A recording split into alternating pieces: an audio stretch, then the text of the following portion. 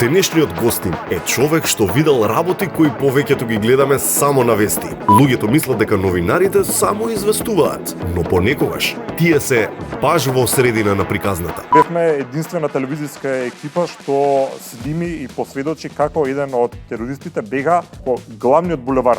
И има моменти што звучат како на филм. Во најлошо време сте дојде немек војската излезена и го руши новинарот. Гледам луѓе со тренерки со автомати вооружени, тамо да извадиш камера и да снимаш, тоа е жаре како на филм. Како биле заштитени новинарите? Ја бев со тренерка без ракави и со круасан еден. За колку беа заштитени новинарите. Во оваа епизода Видиновски зборува за моменти кога новинарството личи на акционен филм. Кај си бе Александар, добар ли си? Те гледам што преш, боле колата каско да си ја осигураш за пожари. Но и за нешто многу поважно. Зошто денес го немаме чувството на припадност? Огромен проблем е тоа. Не чувствуваат никаква емотивна поврзаност они со просторот во кој што живеат. Уживајте во новата и последна епизода од 1-1 сезона 17. Гостин Александар Видиновски. Добро дојавте последна 1-1 епизода за сезона 17 и тоа имаме чест да ја завршиме со пријател и колега Александар Видиновски, колега од Канал 5. Да, добре дојде. Добро ти најдов. Во друго издание, релаксирано. Океј, вака. Ќе се бунат луѓето, ќе се чудат кога ќе те видат. Да, алгоритмот онака ќе се змеша што не е овој како кондуктор облечен. Точно. Да. Како си, добар си? Добар, фала, мал суморен од работа доаѓам, меѓутоа супер се осеќам тоа. Па да ти кажам, не ме чуди што си уморен од работа, многу работиш, а мај ќе стигнеме до тоа, бидејќи, знаеш, еден од ретките си прво со твојот историјат. Знаеш, историјат кој што си прошол многу што, од репортер, новинар до, не знам, уредник, си работел во влада, си работел, не знам, ова најновиов, ајде да кажеме, социјален активизам, јутубер, инфлуенсер на некој начин, што се не. Од една страна тоа, од друга страна и искуството со годините. Јас сакам да те пофалам на почетокот, бидејќи еве нас ни ова 17-та сезона, значи пред 17 години сме почеле. Кај беше пред 17 години? Во АБ канал. Ама значи и тогаш си бил новинар. Да. Сега, тоа беше кај Андреевски Бојо, така? Бојо Андреевски, тоа да, значеше, да, така? Покоен Бојо Андреевски, така. Тоа ти се почетоците во новинарството или не? Во телевизиското новинарство, да. Претходно нешто на радио чепкавме. Не, извини, имавме веб страница со некој радио подкаст, што уште не постојат тогаш подкастите во форма, да, како што сега го знаеме. Меѓутоа беше, да речеме, на радио емисија, што ние на некој си плеер таков многу едноставен ја пуштавме на еден сајт што се викаше Скопје Клаби. Ево младиот Александар Видиновски тука. Тоа е тие години. Ама сега ги бунеме луѓето, бидејќи они си прават сега проста математика. Се вика, чекај, овој бил новинар пред 17 години. Ја не би рекол дека повеќето луѓе што го гледаат ова би погодиле колку години точно имаш. Ти го давам како комплимент, да не ме разбереш. Добро, окей. Која возраст? Ти колку ми даваш? 30, ја би те ставил генерација со мене, значи ја би рекол 37 негде. 81 година сум, тоа значи дека имам цели 44 години. 44. Сега пази, сигурен сум дека ти го кажале ова и други. За 16 ќе имам колку? Така? Многу некако ми изгледа, разбираш. Сигурно ти го рекле и други. Како ти лично си го перцепираш тој момент? Мислиш дека е ген? Многу добро се чуваш, од кај да можеш да вежбаш фанатично, ако има тоа воопшто врска? Не. Тоа што мислиш дека е пример? Зашто некои луѓе изгледаат помладо од други на одредени години? Претпоставам дека генетиката има најголем фактор и секако животниот стил. Јас не сум обсесивен со здрава храна, со цело вежбање така, меѓутоа сакам генерално да си негувам една животна хигиена, колку што дозволува работата, можеби тоа е дел од причината зашто луѓето ги мешаат моите години, мислат дека сум многу помлад. Често го добиваш тоа? Да. Се чудат, пример? Да, ја имам во телефон фотографија од лична карта спремна у фейвори за да ја покажам, затоа што не ми верува. Не, секој што ќе се запознам кога ќе дојдеме до овој разговор, ама се не ни толку многу се сосеќам како онака старецот и морето. Ако ја баш би сакал некој така да ми рече личиш на 29, иако нема тоа да се случи, но сепак браво. Мислам и мајка ми татко ми се младолики и претпоставам дека тоа е главната причина. Добро, значи не се некој секрети од Полжав и слично кој што. Не се секрети од Полжав, не се тоа некоја ме естетска радува. хирургија, не модерниве, како се вика, оние работи што ги ставаат во лицето, ништо од тоа, едноставно природа. 44 се доволна бројка да ти веќе си себе спознаен, значи не се бориш со тој тип на работи и си се знаеш и кој си и што сакаш. Така што ај пробај на искрен начин да ни доловиш шо е Видиновски кога не е на само Вистина или на YouTube. Што си ти приватно дома со жена ти, каков тип на човек? Значи толку обичен што е просто неверојатно. Човек што се интересира за многу работи, многу го сакам процесот на самоучење, бидејќи мислам дека самообразованието е единствен вистински долгорочен начин на образование и од мал секогаш сум го користил моето време да научам нови вештини.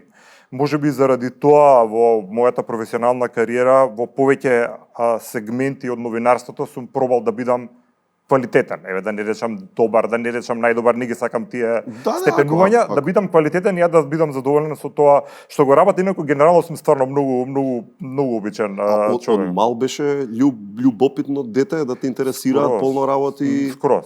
Нешто да ние деца каде што кој ќе видат дупки сака да се пикнат до крај што има, да. Бубалица или не? Не, апсолутно да.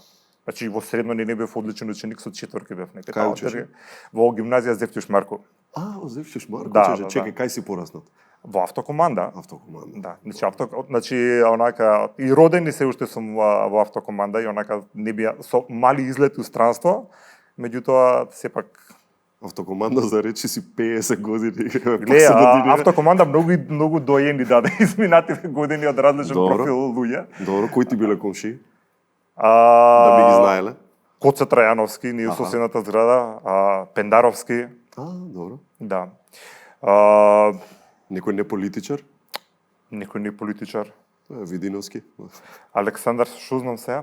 Имаше сега некои луѓе исто така што ги гледавме по медиумите, по вестите од друг формат, кои што знаат дека да веќе не, што се од автокоманда. Така што е една целина еклектична е целата населба. Сега без да ќе рипам неколку теми, ама ако интересен ми муабетов, Скопје гледајќи го низ призма на тие повеќе од 4 децении живот. Или автокоманда, како сакаш ти, како еволуира? Как според тебе? Нема универзална вистина, твојата вистина кажи ни. Искрениот му, значи првен мислам дека не можам да направам објективна, да речеме паралела како било тогаш, како е сега, бидејќи во емотивната природа на човекот е секогаш во минатото и во детството, освен ако не сме преживеле некаква траума, да се сеќаваме само на убавите работи.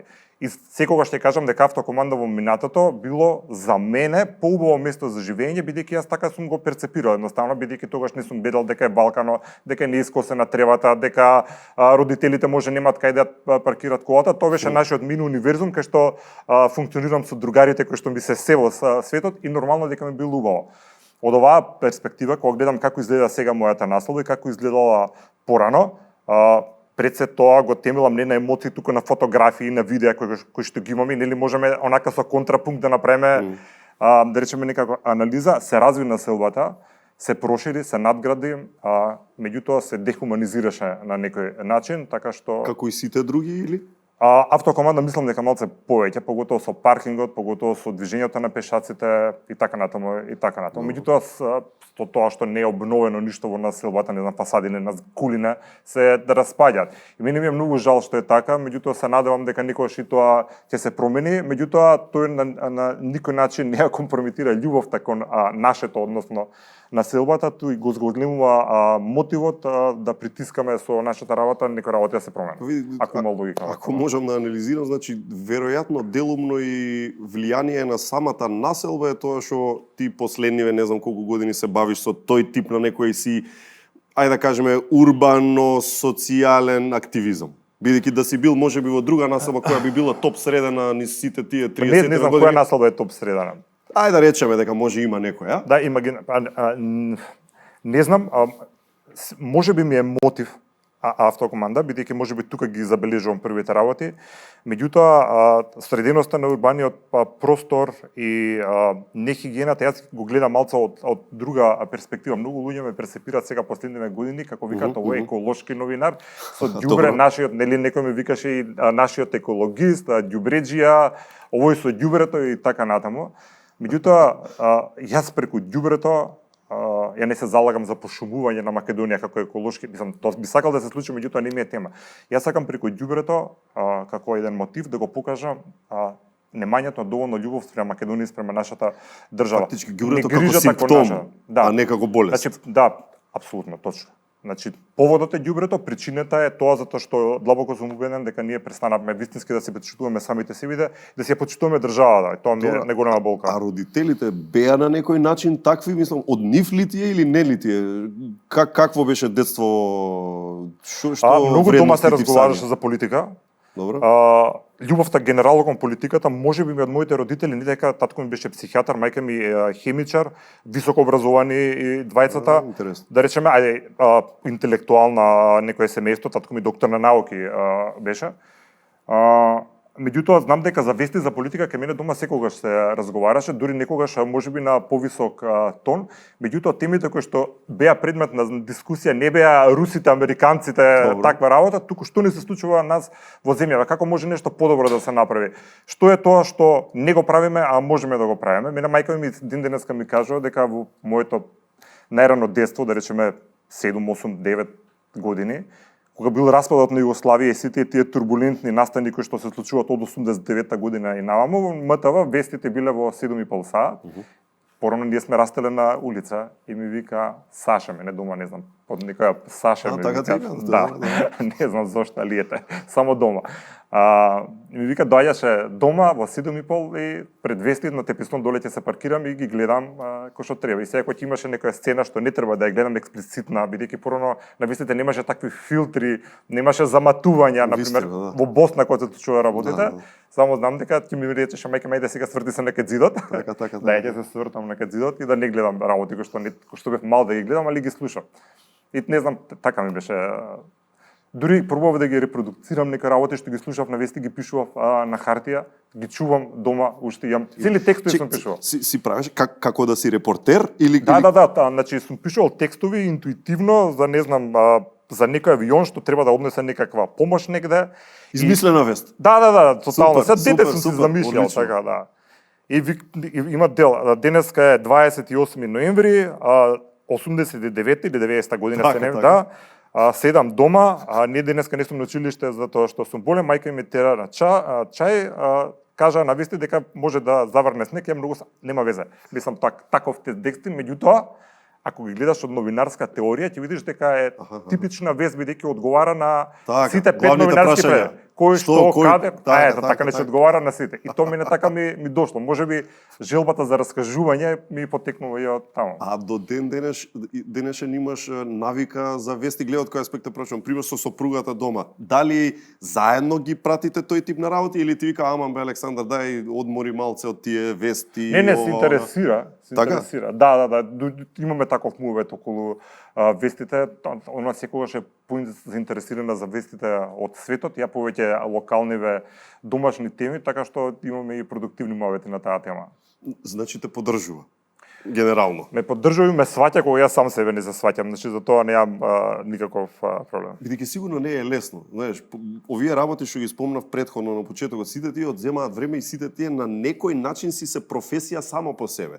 Значи да си уредник на вести е апла професија која одзема и како многу време. Да им објасниме на луѓето, тоа значи од сабајле до вечер ти си оној што ги уредува вестите во денот. Се што чита презентерот, ти го пишуваш, ги проверуваш текстовите на новинарите, им даваш задачи на новинарите, правно одговараш ако нешто... И цел ден си во телевизија. Цел, од 10 до вечер. Сега, башка на тоа имаме само вистина, што исто си бара да се јавуваш, да наоѓаш гости, да спремаш теми, така натаму и така натаму. Ги имаш YouTube-от и така натаму, сите овие работи кои што се... Имаш лайв стримови и така. Затоа ставено се на куп, сигурно многу време одзема. Не може да не е така. Не, одзема многу време и искрено квалитетот на животот, пред се на социјалниот ми смета, имам многу пријатели кои што ми замеруваат, абе те заборавивме. Да. Меѓутоа јас сум го одбрал тој пат и тоа е жртвата, претпоставам, што треба да ја дадам овие години кога сме во најпродуктивните години, да дадеме повеќе, затоа што после ако зборуваме политика ќе објаснам и зошто. Мислам дека Ако може. Да, може. Прв пат новинарство професионално кога почна да работи? Ајде да речеме прва плата во АБ или Да, во АБ. Тогаш е? Да, во 97. И влезе како што, како репортер, теренски, како дескаџија, на примарно првото ниво. Да. И што значи тоа, еве да објасниме? Да дескаџија тоа значи дека седеш и читаш странски сајтови, вестите од светот ги преведуваш и ги правиш во формат што треба да се стават на сајт или правиш еден мини блог, викаме блог вести од светот, кој што ќе ги прочита презентерат.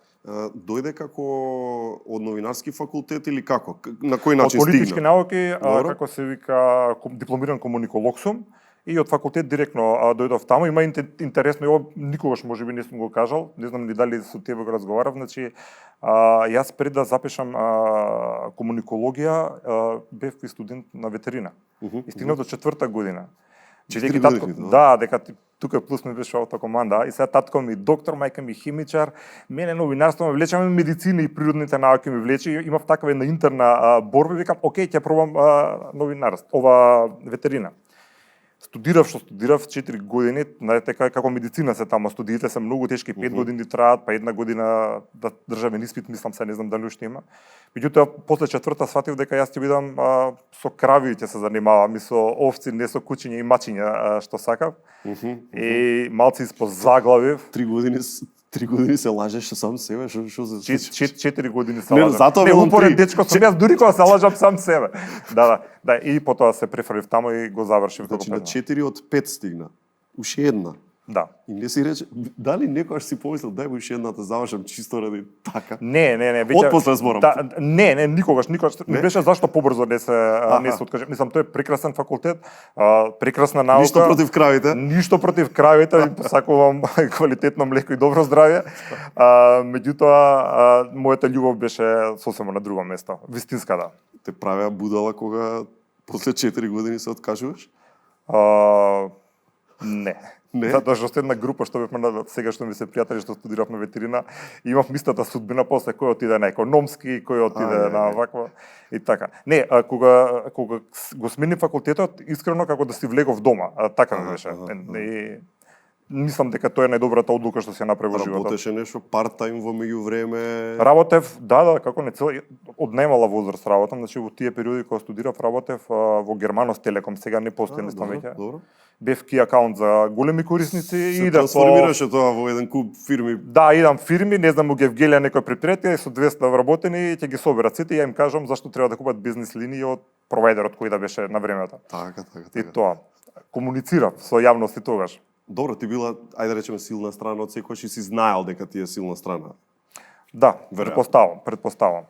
И да речеме, добро, стигаш до момент кој ти нуди да влезеш во телевизија? Како стига до тој момент? Кој е тој што ти вика те бива за тоа и тоа? Заврши комуникологија, добро, окей, ама зашто баш... Не, јас ја си пуштив CV по телевизија. Добро.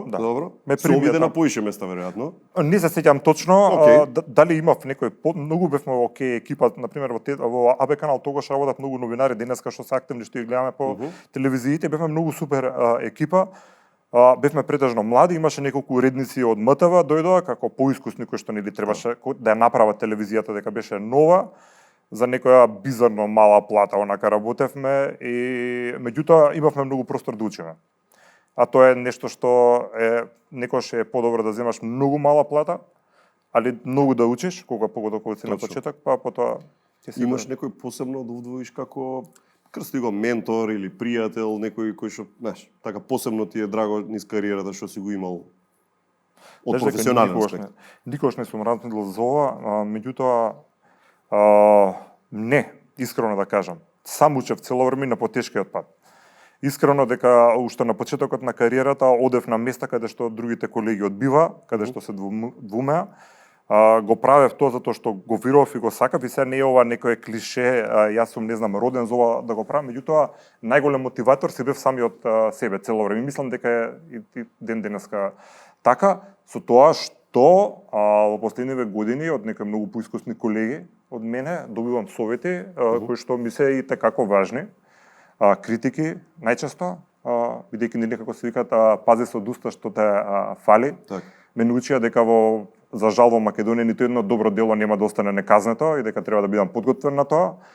И бидејќи знаеш како во кариерата, како одиш повисоко, си поминал и ти некој пат, знаеш, што викаат нашите политичари, колку одиш повисоко во кариерата, толку ветриштата појако дуваат и тоа навистина. Што е природно. Е така, да, меѓутоа за жал во Македонија негативната селекција, тие ветришта не се да те кренат тебе уште погоре, па да повлечеш и ти луѓе со тебе, туку е да те спуштат на нивото на кое што тие мислат дека ти е сосема доволно за тие комотни да бидат. Но сепак, знаеш, кога човек прави кариера која што е призната и позната, секако дека низ траекторијата добива шанса во моменти кога можеби и самиот не е доволно сигурен во себе. Знаеш, секогаш постои некој кој што ни пружа рака и не крева.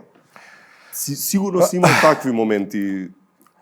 Не сваќаш што сакам да кажам, така? Има луѓе кои што ми помогнали, ми пружеле рака кариерата од едно ниво Така? да го однесам на друго ниво.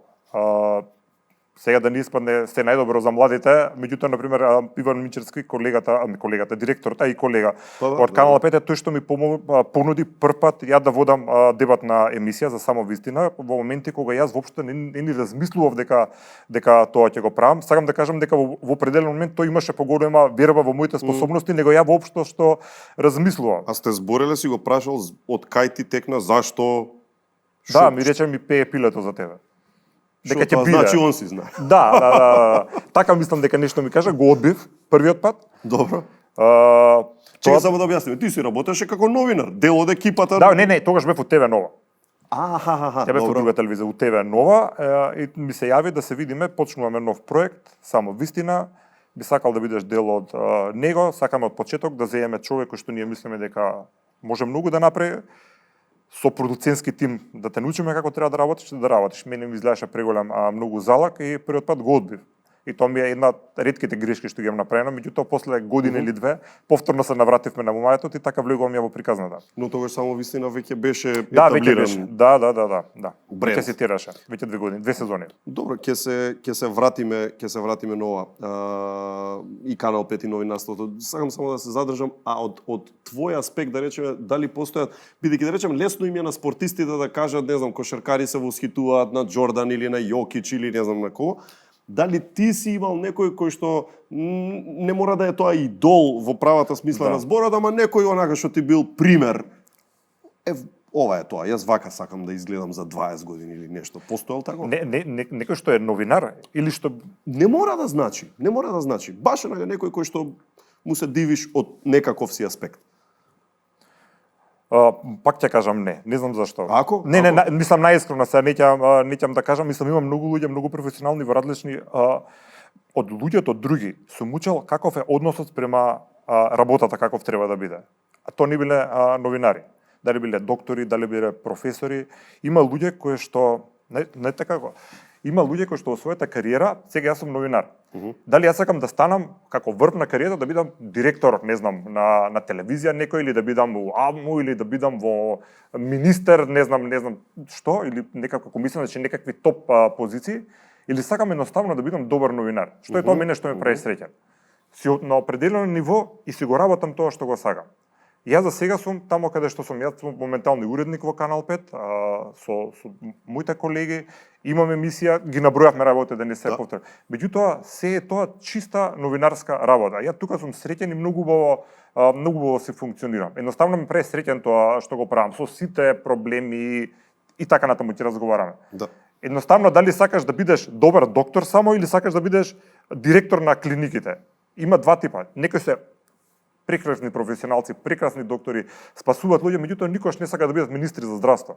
Така а други имате некои просечни доктори што сакаат да бидат министри за здравство, бидејќи кариеристички настапуваат. Не викам дека едното е лошо, другото е добро. Јас само кажувам од кои луѓе јас ја црпам инспирацијата. Од тие што сакаат да бидат добри, тоа што го работат. Сосема третно. Ама кога чепна тоа, баш сакам да те прашам за твоето мислење. Сметаш ли дека политиката ги одвраќа под наводници нормалните и честните и професионалните? како што е сега ситуацијата во Македонија. Дали сметаш прво да установиме Да. Што е тоа што ги прави да не им е пожелно, атрактивно, да не ги влечат?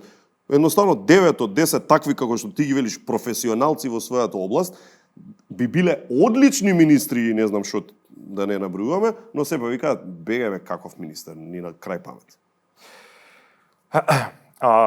Кај нас сега ова не е некој епохално открит или некој тешки зборови, меѓутоа многу кај нас се жалат луѓето дека во политиката изминативе 30 и кусур години влие, тоест има негативна селекција. Квалитетните кадри не секогаш добиваат место во раководните позиции во општеството, најчесто тие што се послушници или лојални на партиите. Сега не зборувам Како награда. Како награда, да. Ти ќе ме ставиш да те бидам твој заменик, пошто јас може не сум најдобар дечко, има и боља, ама јас ти со мене мирен ќе бидеш, ќе ме слушаш, нема да ми правиш проблеми. Кој ќе речам јас вака ќе биде, нема многу да прашуваш.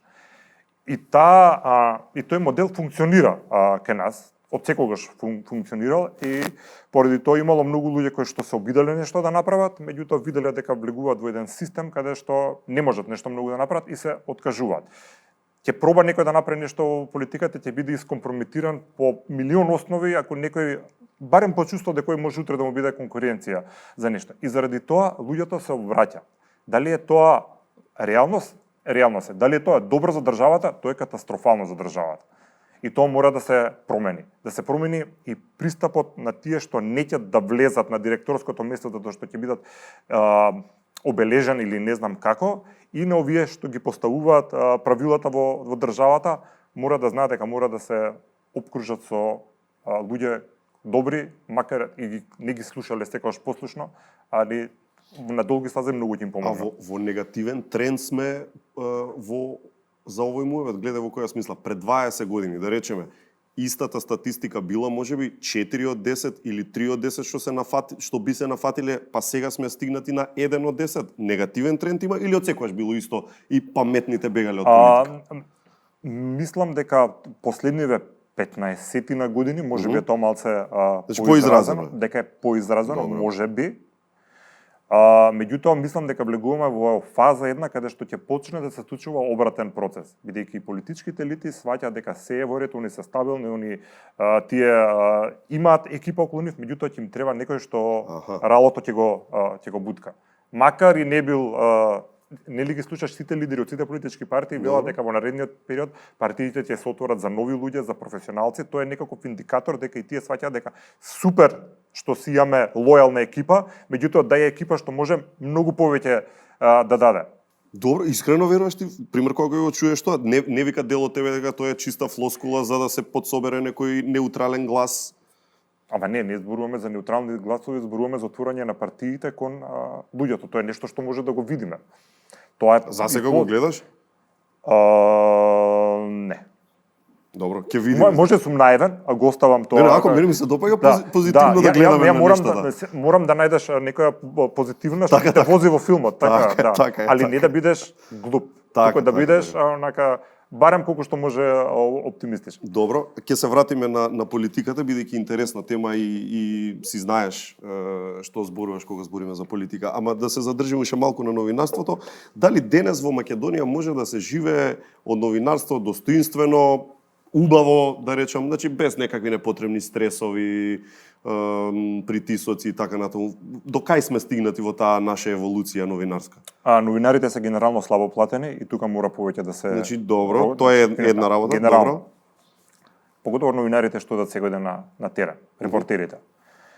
Има објективни фактори зошто е тоа така, зошто телевизиите не се во финансиска кондиција да можат да им дадат на своите работени повеќе пари. Сега да не влегуваме во детали, меѓутоа на вести слушате зошто е тоа така, како системот треба да се направи да биде фер спрема телевизиите да добиваат пари, плюс, односно да им биде платено за нивната услуга, а за стресот и за притисоците имало години кога било и многу полошо. Има и сега латентни притисоци, има латентни закани. Како изгледаат? Знаеш, Што ги разликува од овие експлицитни? Кај си бе, Александар, добар ли се? Те гледам што преш, ама знаеш што, нешто вика еден пријател, боле колата каско да си ја осигураш за пожари. Така. Да, со таа реченица. Така. Добро. Па и не е. Знаеш, на смешка, да? Неубаво ќе се насмеја ха, меѓутоа народот вика супер што постои шегата да си ја кажеме вистината. Шубава кола возиш. Да. Би било штета да ти се случи. Да. Така. Не, ова стварно ми се случило буквално со овие реченици, меѓутоа има и други начини на притисок. Меѓутоа, кога веруваш во тоа што го правиш, кога знаеш дека го правиш за добро, искрено и честно, ќе бидеш спремен да бидеш казнет заради добрината кај нас. Добро. Ако направиме споредба, бидејќи да спомнавме далеку од тоа дека Македонија е лоша земја, да не разбера така, публиката напротив многу е убава, но постојат полно работи кои што треба да ги подобриме. Сега ако правиме визави некоја земја која што можеби на тој пат е повеќе чекори понапред, веројатно за многу македонци прва на памет ќе биде Словенија, бидејќи нели беше дел од истата екс-Југославија како што и ние сме биле и така натаму и ете тие се неколку чекори понапред несомнено во многу нешта, ама ти си човек кој што живееше таму, така? Колку време? Околу не знам, 10 месеци, не многу. Скоро година, да речеме. Да, фати ковидот па се... Ама пази, 10 месеци не е ни малку да почувствуваш реален живот во некое место. Ти апла си почувствувал со 10 месеци. Па сега, можеш ли некоја паралела да направиш помеѓу животот таму, животот тука? Прво кажи ни, таму беше како дописник на Мија, на Мија бев, да, добро. Дописник на Мија бев. Сам побара да одиш, те праќа некој, како доаѓа до тоа? Не, мојата сопруга доби работа во Словенија, бидејќи она е словенка. И едноставно јас си побарав работа и веќе бев, да речеме, етаблиран новинар. Прашав дали има потреба за таков кадар, за дописници секогаш има. Так. И отидов тоа, го работев тамо. Животот е многу поинаков и поинаков менталитет на луѓе. И не можеме да се споредуваме. Ја многу пати правев видеа за тоа. Добро. Како е во Словенија, а како е кај нас. Така е. Тоа е заради тоа што е многу точно. Дори баш онака ги споредуваше. Да. Тоа новинарство се вика со контрапункт. Еве како изгледа нашето собрание и околината, еве како изгледа вака. Значи тоа не може да ти каже ти нешто против владата имаш или против градоначалникот или градоначалничката тогаш. Значи камерата е сурова. Нема моите зборови се вишок тука, така. Значи објективна реалност. Добро. Да. Меѓутоа дефинитивно таа споредба ние што ја правиме со Словенија е погрешна заради тоа што се работи со сосема држава со народ со сосема поинаков менталитет од нашиот. Ја мислам дека вистинската споредба ние што треба да ја правиме со јужните народи во Европа, кај што е топло летно време, каде што летно време не се дома затворени туку се сите на улица, каде што има малски живот, каде што по сентимент и темперамент луѓето се како нас поживи, потемпераментни и мислам дека вистинската споредба треба така да се прави. Во многу интересно во Европа, многу пати сме го зборувале, помалу бројните држави и помалите држави во својот процес на развиток сите имале свој како држава пример или рол модел држава. Добро. Сега секогаш Словенија да речеме се мерела со Австрија, Австрија се мерела со Германија, а Хрватска сака да биде како Германија. Не знам, Албанија сака да биде како Италија, нели тука, што е многу нормално и не викам дека не е дека е лошо, не знам, Косово може како Албанија сака да биде. Ние за жал мислам дека немаме таква рол модел држава. Некој постар брат, Не постар брат да не биде тутор, туку со кој што ќе се мериме и види како е вамо средено. Да сакаме да бидеме тоа. Ја мислам дека едно провокативно прашање, не мислиш дека никој па не сакал да не биде тутор? Можеби? Можеби. Ја поприродно ми доаѓа да кажеме Грција, сличен менталитет, први соседи тука на Балканот сме, така развиена држава членка на НАТО и Европско уније, меѓутоа си имаме проблем со нив, односно имавме, го решивме како што го решивме. Меѓутоа ние немавме таков пример држава, меѓутоа мислам дека ние треба да се мериме да се Ами откако го решивме не дека па одеднаш многу не засака и не зедоа во прегратки. Ќе се согласиш дека има промени. Добро. Ги гледаме тие панаѓурите во Егејска Македонија, што се случува. Односно некакво ослободување на тамошниот народ дефинитивно, окей. Да. Знаеш што ми се случи пред 2 години? Бев во Солун и се влегувам во Скопје. Мислам во Скопје, во Македонија одам на кај Скопје и овие полицајци што се во тие Да. куќарките, и му давам, ми вика пасош, му давам, и ми вика како Скопје? Ја огледам. И сега дали овој стварно ми прозборира македонски?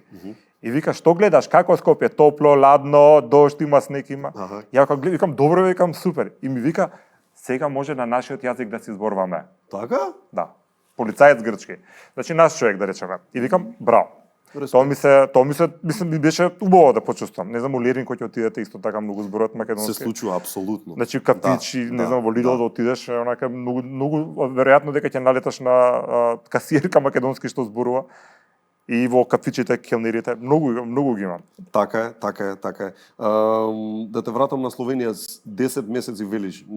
Зошто не остана, на пример, знаеш? За Што ти фалеше таа? Фати ковид кризата, многу луѓе беа отпуштени од работа.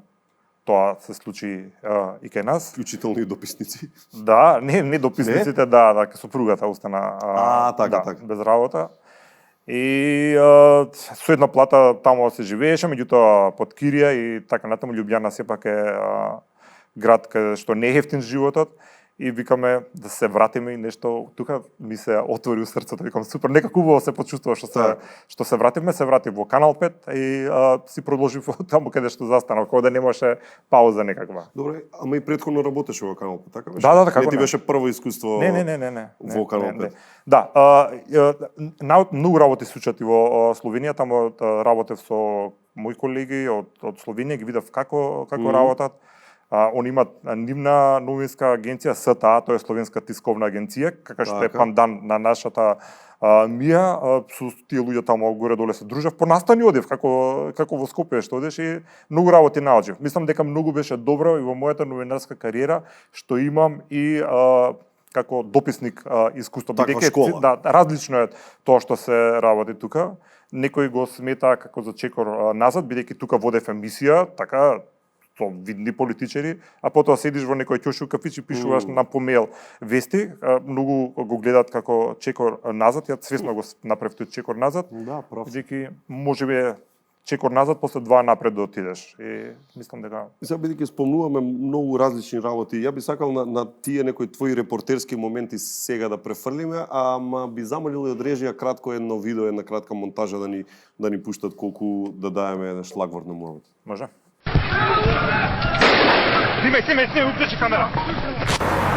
Во позадина слушаме и рафална стрелба, не знам дали тоа може да се слушне. Беа најдени тие масовни громници, може Тони Стојановски снимателот да покаже предводат овие протести во Европа и Балканот ќе биде запатена со нов уште поголем мигратски бран. Француското претседателство е до 30 јуни. Може да покаже снимателот неговата десна страна, целиот поштат е буквално се опколен со полиција. Диво населје 2015-та, нели, овие кумановските немили случаи.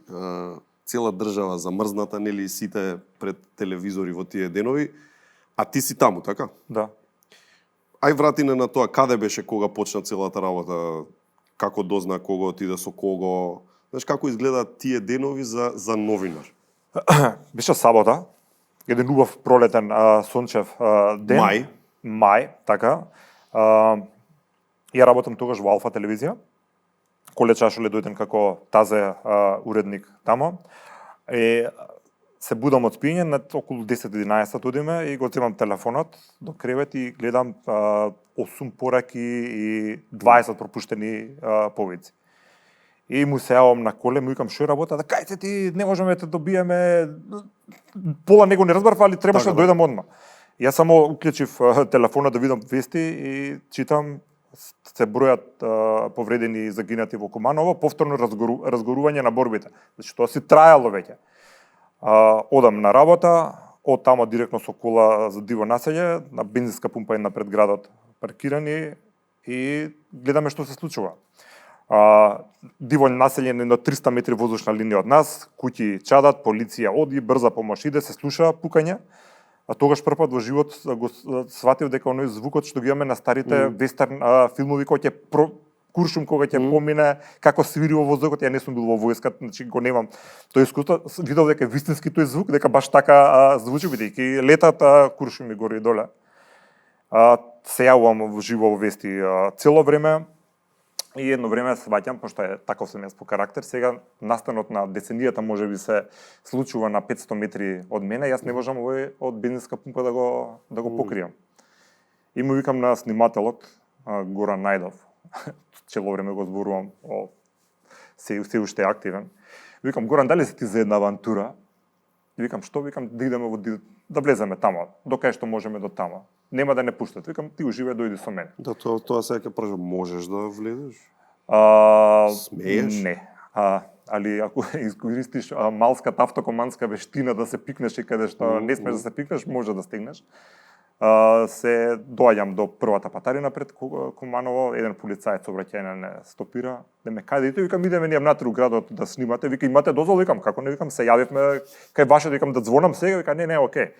И ми вика полицајот, не, само ве молам, почекајте како уште 10 минути, вика, треба да помине сега конвој на тигрите, као ќе има акција, нека поминат тие, за да ние идете после нив.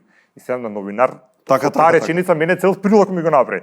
Тоа што значи? Дека има полициско засилување, дека единица за специјални задачи се подготвува да има офанзива тамо, дека е околу 12:30, дека отприлike околу 1:30 тоа би почнало, дека полицајците доаѓаат од Скопје, значи можам тука цел текст да направам, нели? И викам да, нема проблем, нека поминуваат стварно под рампите од патарина Крината и Кумановската, поминуваат хермелини, џипови, значи со целото вооружување, само што помина ние позади нив. Како одат тие во Куманово, така влегуваме ние. На полицајците поздрав. Влегуваме во главната улица во Куманово, има тука едно пазарче. Конвојот врти десно на улица, да влезе баш во диво населје, тука е блиску тоа. Ние позади нив, меѓутоа тука веќе не застана, као шо правите? Не можеше, Значи тоа е веќе 350 метри воздушна линија од действата. И тука остануваме практично цел ден. Се повлекувам јас едно време, бидејќи навистина беа интензивни борбите 100 метри поназад на главната улица во Куманово. Тука еден од полицајците ме седнува позади едно дрво и тој полицаец денеска има подкаст, Боби од Куманово, еден со ночари имаше една емисија порано, мислам Кумани или не знам што, човекот беше порано полицаец, хумористичен подкаст има. Хумористична емисија, Куманија, да. Беа со Ето години. е човекот често на очарчињата Боби, после ми пријатели сме сега, со него останав цел ден практично, што им дава за јадење нив сендвичи, наполитанки и се јас. Меѓутоа бевме единствена телевизиска екипа што сними и посведочи како еден од терористите бега со црна униформа по главниот булевар на Куманово и како човек од сообраќајна полиција пука во него. Тој устари клипчево што го пушти првиот момент кога сите бегаме и кога викаме уклучи камера, трче, уклучи камера или како и да беше, тоа тогаш се случува. И значи од новинарска гледна точка беше супер. Меѓутоа околу некте пред полноќ стана работите вака незгодни, почна да се пука на непосредна близина каде што бевме ние, малце меѓу првиот и втори ден, бидејќи 2 дена беше тој настан, вечерта на моменти беше малце и хаотично. Тие работи во вести толку не се кажува, меѓутоа борбите малце се дисперзира на некои други локации, тоа го слушаш од тоа кај се пукало цел ден, каде слушам истрели сега и едноставно се повлековме бидејќи веќе немаше ништо да се известува, едноставно беше преживување. Во тој момент неуниформирани лица сте ти и камерманот само, пример? Да, еден бугарски новинар. Бугарскиот новинар беше со панцир и со заштитен шлем. Ја бев со тренерка без ракави и со круасан, еден од телевизија што не даде мен. Ова е за колку беа заштитени новинарите у тоа време. Така ме пратија. Добро мислам. Да, искрено ти кажам. Не, стварно кога гледаме, не знам како известуваат овие CNN, нели кој ќе се појават во полна ратна спрема што и кажат. Да, сега мислам дека е променето, али таа година добро, беше, беше тоа било околностите. Некој со панцир, некој со наполитанки. Со круасанче. Со круасанче. Види, знаеш, многу е интересен моментот на ти како го дефинираш тој момент? Полулудо, знаеш, ти си можел да си известуваш од патарина, никој не те терал, нормално. Абсолютно. Не знаеше тогаш Коле дека ние ќе направиме таков така. Си го правиш тоа по своја иницијатива и тоа е тоа. Да. И од после, пример, кога ќе помине, не знам, 2, 3, 4, 5 дена спаја адреналинот, сето тоа, дел од тебе не си вика, чекај, може и претерувам во такви моменти Тоа е или напротив. Многу, не, тоа е многу точно. Стравот доаѓа подоцна. Бидејќи не е само диво населје, јас во мојата кариера... така е. И следно тоа сакав. Да, каде што можеби навистина и директно ми бил загрозен животот. Војниот удар во Турција, пучот, ја бев на аеродромот кој што беше бомбардиран од авион, каде што имаше пукање, каде што одметнатиот дел од турската армија и полицијата практично има борби. Тоа е година или година дена подоцна. Една година мислам беше. Добро, да. Значи, таму добро, таму не одиш по дека те праќа уредникот или нешто, малте не случајно се наоѓаш таму. Случајно јас одам 2-3 дена пред пучот во Турција имаше еден масакр, не знам колку ти текнува во Ница. Добро. Со камион на променадата што изгази 150 души. Им влезе во куп луѓе, да. Значи јас сум снимателот, одиме да известуваме од Ница, меѓутоа летаме преку Истанбул. Добро. Слетуваме во Истанбул и сваќаме дека нешто не е во ред. Дека на пистата има тенкови, така натаму, дека влегуваме во терминалната зграда, дека нема царина, нема полиција, нема пасошка контрола. се качивте на авион, така? Мислам, немаше ништо најава. Ништо. Добро, значи, првите индикатори дека нешто се случува е само што слетавме кога ги видов и работи, бидејќи имаше многу турци во авионот и дека сите почна на телефон да зборуваат и панично, сите се вознемири. Јас сватив дека нешто не е во ред. Среќен ден мој пријател турчин од Скопје, што го знаев, што случајно се сретна во авионот, ми кажа како во најлошо време сте дојдене војската излезена, ќе го руши А новинарот во тебе вика напротив, во најдобро време. Да. Јас само што излегов викам, мислам само исто така излегувам од авион, го клучувам телефонот, многу позиви и ми се јавува тогаш во ТВ Нова работев. Идеме, Александар, као пуч има, ништо, ќе останете во Турција, као не може да продолжите. Викам, знам, што затворен е аеродромот. Се, таму е поинаков сетинг, бидејќи не си локалец, не го зборуваш јазикот, немаш силни контакти. Таму како се снаоѓаш па сега? Нема камерман со тебе? Имаше снимател со мене. Добро, патувавте од двама, така е? Заедно сте патувале, добро. Но, не сме од вчера и кога се ги знам малце работите и знам дека кога има такви случувања, каде што е практично анархија кај што има, каде што влегувам на аеродром, каде што гледам луѓе со тренерки со автомати вооружени, кои не ги знам ни дали се полиција, дали се не знам кои се, дека тамо да извадиш камера и да снимаш, тоа е може да дојде некој, не знам што да ти направи, се може да се случи. Ние камерата практично ниту еднаш не извадевме, снимавме со телефони цело време. Меѓутоа, искрено, јас имам еден контакт, новинарот не си ги кажува сите изворите, да, кој што е турски дипломат во странство тогаш беше, кој што имам ја контакт и на пример тој околу 1 час из утрината ми кажа дека Ердоган, кој што до тогаш не се знаеше каде е, дека сега не знам дали беше точно 1 сат или околу полноќ беше, сега да не ме фати некој да точниве часови, дека ќе слета во делот на транзитниот дел на аеродромот Кемал Ататурк во Турција, каде што се наоѓаме ние. И јас седам на еден од балконите на аеродромот и ја добивам на телефон таа информација. Ама жаре како на филм, во тие моменти слушам цело време, прелетува борбени авиони цело време. Слушам дека хеликоптери се погласно. На 1 километар од мене во темнина гледам дека неколку 3-4 хеликоптери слетуваат, излегуваат од нив вооружени лица. Војска полиција не знам што е. И доаѓаат на аеродромот. Ја 1 минута претходно ја читам информацијата дека Ердоган ќе слета на овој дел. И сега логиката вели вака. Дел од турската војска, нели тие после ѓуленисти, така, противниците да ги кажеме, сака да го ликвидира Ердоган или да го апси, сакаат преврат да направат. Полицијата му е лојална и го брани. Овие неговите од АКП, цивилите после дознав дека се тие, исто така излезени, ќе го бранат. Тој слетува на делот на аеродромот кај што сме ние. Доаѓа војска, полицијата е веќе внатре. И најлошото сценарио што си го прави во главата дека во местото каде што сме ние може се да се случи. И тогаш се јавив и дома, викам тука е ситуацијата многу лоша. Искрено да кажам, малци се вознемирив. Викам што да правиме? Му се јавив на тогашниот македонски амбасадор во Турција, Муцунски, таткото на денешниот министар на војната, значи татко Родир Лак на Тимчо Муцунски, кој што се наоѓаше во Анкара и кој што ми објасни ситуацијата, му викам амбасадоре, тука е лошо, може да се чуваат многу работи, веќе слушаме пукања, имаше и детонации неколку, дали може некој да дојде да ни извлечи? Он вика нема шанси никој да ви извлечи, затоа што нема ни мене кој да ми извлечи, вика. Ние во Анкара, баш каде што е македонскиот амбасада и конзулат, во близината има борби, има големи разорнувања, има големи страдија. Меѓутоа, човекот ми кажа цел безбедносен протокол што треба да правиме. Прво, избегнувајте големи групи. Секогаш симнете се доколку можете во најдолниот дел од аеродромот, затоа што нели ако е бомбардирано до згора, доле можеби под некој сценарио би бил по безбеден. Не знам дали е така. Не замоли ако најдеме, не праша дали имаме други македонци тука.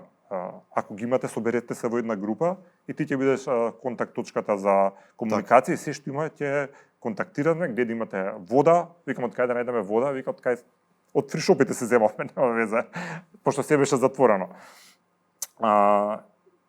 Најдовме неколку македонци, искрено, имаше една фамилија од Струга, се стигнавме најдоле на аеродромот и тамо го поминавме. Имаше момент кога претпоставам дека ракета го погоди, се искрши и стакла. Мислам стварно беше хаотично и знаев дека овие работи не ги комуницирав со мојот снимател, бидејќи само паника ќе му направи. Како новинар имаш многу повеќе информации и кога имаш еден сет на информации во едно логично следство си ги поврзуваш и си правиш можни претпоставки за тоа како може да биде. И сите ми изглеdaa многу лоши за нас. Дека ова може да трае, не знам, може еден месец да трае. Кој ќе ти извади од тамо? Те избива граѓанска војна во тој момент. Точно. Ако тука се судрат и ако тука е човекот. Точно. Меѓутоа, за наша среќа сите знаат како заврши тука, како брзо што почна, така брзо и заврши. Без никакви последици. Слета Ердоган? Да. Таму? Следа. Таму го прави видеото што е на Skype или кај го правеше на некоја, беше тоа попосле на CNN, каде што ги повикува неговите, таму го снима? Да, таму го снима. Значи, он во еден момент влегуваат илјадници луѓе поддржувачи негови со турски знамења и влегуваат во аеродромот, практично они сакаат физички да си го заштитат лидерот. И од една страна тоа ми беше фасцинантно, бидејќи многу цивили загинаа, меѓутоа кога знаат дека републиката дека е во опасност. Тамо не прашуваат они, значи видов една таква, ајде го трнеме се Ердоган на страна, меѓутоа секако тие луѓе што тргнаа оружје против уставниот поредок на државата. Државата од внатре беше нападната. Снимките за тоа како турскиот народ си ги одбрани своите институции, тоа за мене беше фасцинантно. Знаеш како кога ти викаат да веќе загинам за државата, ама не после 3 раки во кафана, ова стварно беше така. Имаше стотици жртви цивили, што мене секако ми е жал тоа што се случи. Меѓутоа ја видов како изгледа една вистинска љубов и пожртвуваност за државата и за тоа Турција е таква држава. Ја нема таа психологија на робови кој што ние се уште носиме рецидиви, абе некој друг да ни ја заврши работата, супер сега да излеземе, да направиме нешто да променат, ама ја да не се замерам, пошто внук ми сега се вработи тамо и тамо, да не му направам проблем. И одиме со таа психологија на ведната глава сабја. Не ја сече, али тоа мора да го менуваме. Океј, ќе се навратиме на тој момент. Уште последно пред да преминам на друго. Колку во тој момент си човек што само сака да преживее, а колку си новинар? Во смисла, колку често вадиш мобилен да снимаш, да правиш, дали мозокот ти мисли повеќе на дај да излечам материјал или да ја спасам жива глава, батали, ова е више too much? Јас сакав да го принесам на гледачите и спасувањето на живата глава. Значи јас секој половина час ние имавме отворено студио вести во живо, значи јас цело време известувам телефонски. И моето известување не бараше од мене толку многу да се сконцентрирам на текстот, едноставно јас сакам да ја принесам атмосферата. Реалити. Да. Еве сега се движиме по терминалната зграда, гледаме многу растврлени. Го обивам фришопот, земам вода. Се.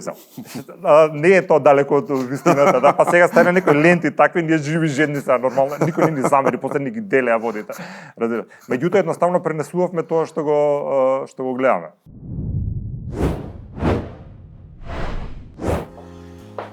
Ајде. После напорно снимање со 300 предвидени и непредвидени работи, се што ми треба е овака момент насамо. На здравје, за многу мир и релаксација.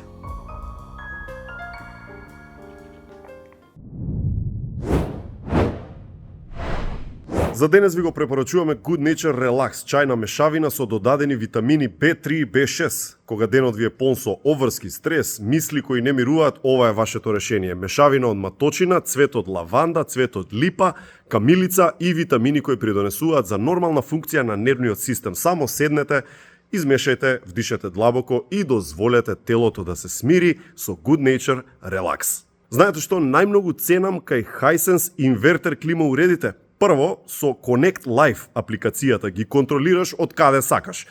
Гледаш температура, влажност, статус, се гледаш од телефон.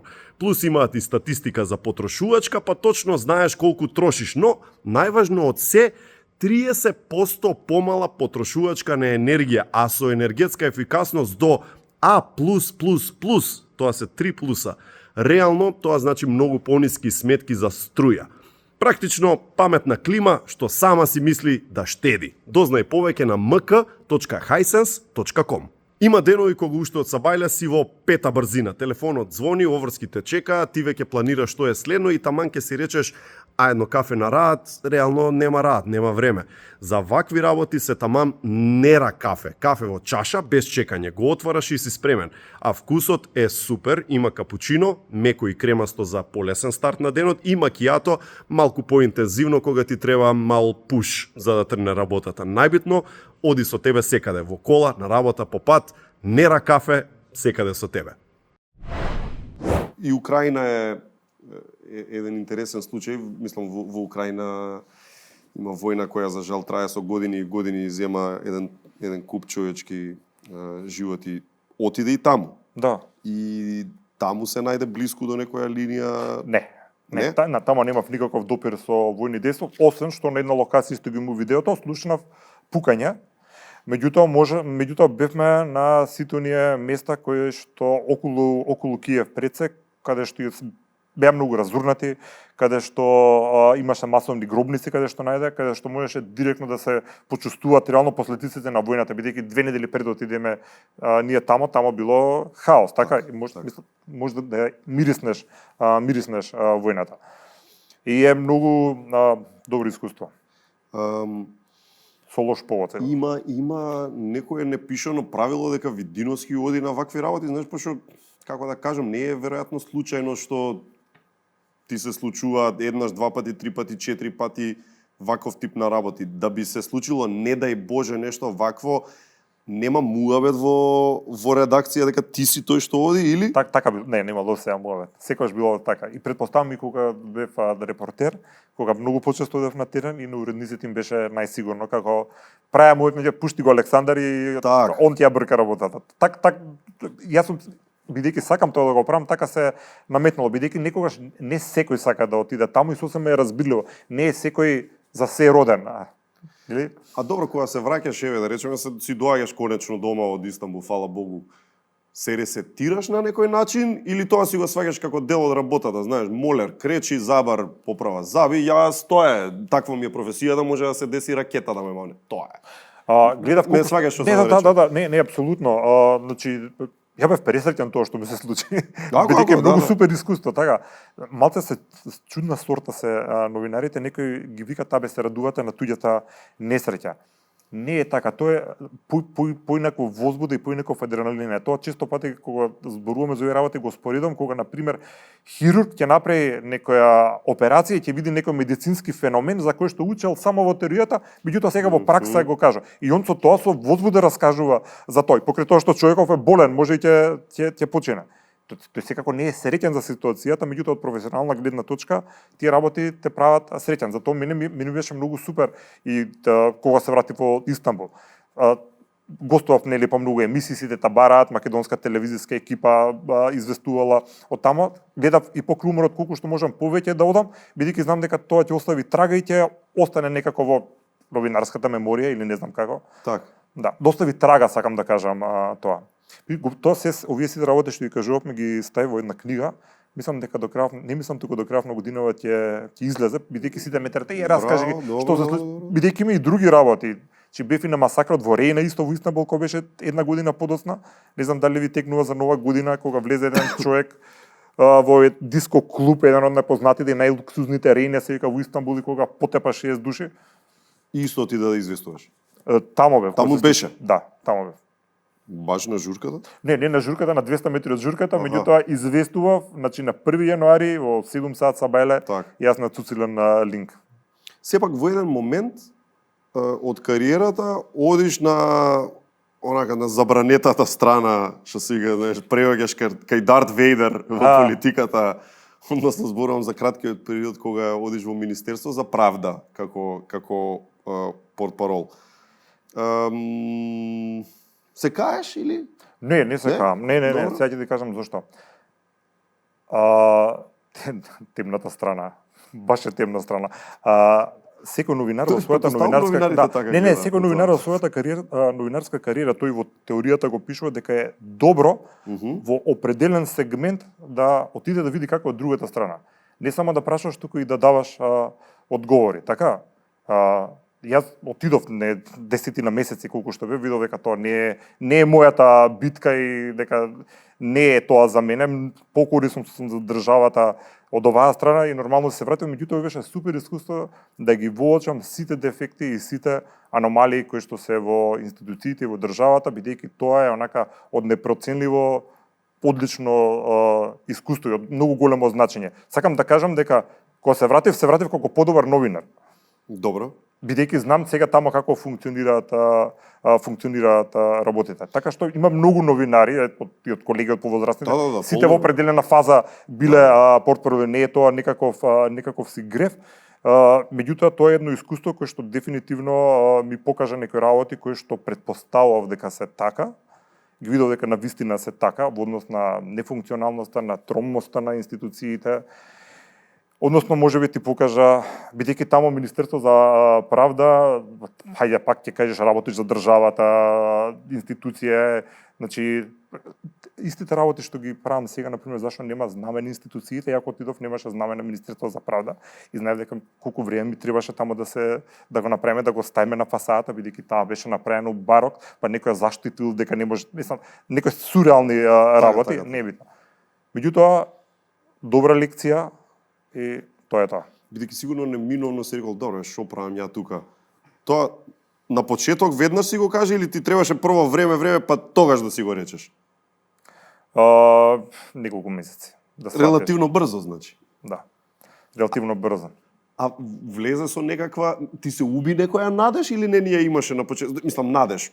Елан, не знам како да го кажам. Сега јас ќе дадам нешто од себе, ќе помогнам, Не, ја мислам дека помогнав многу. Добро. И научив многу и дадов многу заради тоа што ја бев портпарол на Министерство за правда, не се занимаваш тука ти со политика или креирање на закон или едноставно се грижиш новинарите кои ќе им треба определена информација, они да ја добијат како што. А не е тоа многу треба. неблагодарна позиција. Ем не учествуваш во креирање, ем треба да го браниш истото. Да. Е неблагодарна.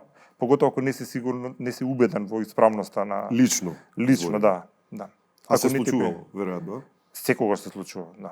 И во новинарството некогаш се случуваат слични работи. И генерално во животот се случува некои такви моменти дека не си сосема до крај сигурен дека ова што го правиш дека е тоа вистинското, некој не размислува за тоа, јас размислувам. И има некои работи кои што сум 100% сигурен. Таму брзо видов дека ова не е мојата борба. Фала ви, чао. Меѓутоа тоа сега што го правам, последниве 5 години сум онака, претпоставам дека сум тие години кај што сум и пред себе чист дека тоа е тоа што сакам да го правам и тоа е тоа што треба да го правиме. Налути некои луѓе со одлука да си заминувам? Не, јас сум прилично транспарентен во тие работи и тоа е тоа. Не сум среќен. А научи нешто за политичарите од било каков, нека биде тој социолошки аспект со времето таму? Не, ги знаев и претходно. Така, значи само си ги потврди веројатно. Да, ништо спектакуларно. Се вратив во телевизија, нормално, и се вратив повторно канал 5 и тоа е тоа.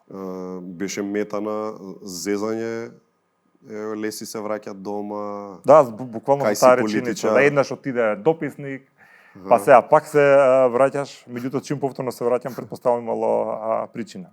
Нигде не идам сега веќе. И да речеме, си бил после тоа повторно од другата страна како новинар со можеби претходно колеги со кои што си работел како влада, па сега да треба нели повторно да си од позиција на новинар, скоро... и дали е тоа малку Скоро. оквард, што би рекле? Не, Професионално. Нема. Кога се работи за доброто за државата и за честа на професијата, нема милост тука. Не злонамерно, така не тенденциозно, чисто професионално. И мислам дека тоа е име на сите јасно и секој што е малце сериозен човек ги разбира тие работи. Ете, после таа кратка екскурзија се врати во Канал 5 и полека дојде и она што го зборувавме. Значи, ова што го зборуваме сега пред повеќе од пола деценија се случувало, така. И после доаѓа моментов што те прави, да речам, најпрепознатлив за македонската јавност овие последни години, а тоа е само вистина, и сигурен сум дека луѓето сакаат да дзирнат зад камерите малку и да им откриеме некои работи од со сигурност најпознатата дебатна емисија во Македонија, често пати и контроверзна и предходно и пред отидам ја водев еден период. Така беше? Да. Добро, моја грешка. Како се раѓа едно издание на само вистина? Од каде тргнува работата, еве да речеме, кога си ти, ете, да не зборуваме за колегите, ама еве кога си ти на сцена. Тема ли прво, гостин ли прво, или може и двете да се. Знаеш, опиши ни го тој еден процес некако да пробаме да ги пак да викам да дзирнат зад камериве. Процесот на организација на емисиите многу е тежок, бидејќи многу често се случува. Значи имаме 4 пати неделно и еднаш колегата Гоце Михајловски со неговото само интервју. Тоа е минимум 10 гости неделно. Так. 40 месечно. Колку луѓе во Македонија има подготвени јавно да зборуваат за политичките проблеми? 60, 70, 80. Абе, се едни тисти гости ги викаме. Добро, да, така е, да. Да. Ќе викнеш некој нов, кај е најде од овој или ова. Така. Ама од кај трга? Пример, од кај трга целата работа? Тргаш од тема или тргаш од... Не. Само вистина е многу има интересен концепт. Другите телевизии или другите дебатни емисии многу често се тематски, сега зборуваме за поскапување на горивата. Не зборувам дека тоа е лошо. Тоа на определени сегменти подлабински се влегува анализи, се си е во ред. Понекогаш, само вистина го прави тоа, понекогаш, да. Кога има нешто многу акутно, на пример ковид криза или не знам што. Така. Уставни измени, не знам ово. Да. Меѓутоа, ние секогаш влегуваме широко во темите. Значи, зборуваме сега, денеска, да речеме, има изјавени политичарите, не знам, пример, еве ги спомена уставните измени, зошто били, зошто не били, дали може да има избори, дали не може да има. И ние се вртиме тука. Меѓутоа, јас сега во мојот дел се не можам за другите, пробувам колку што можам повеќе да ги начинам прашањата кои што се многу поважни. А тоа кои сме, што сакаме ние во животот, каде оди државата, зашто не градиме однос кон своето, зашто се уште има негативна селекција, зашто дозволуваме некои работи да не се на катастрофално, односно ја работам таа борба за која што ја си верувам дека е борба за елементарно пристојна Македонија. Пред некој ден имав таква емисија, почнавме со Гоце Делчев, завршивме со најбазичните работи, како ѓубрен улици и некои такви работи кои што се уште за жал не се проблем.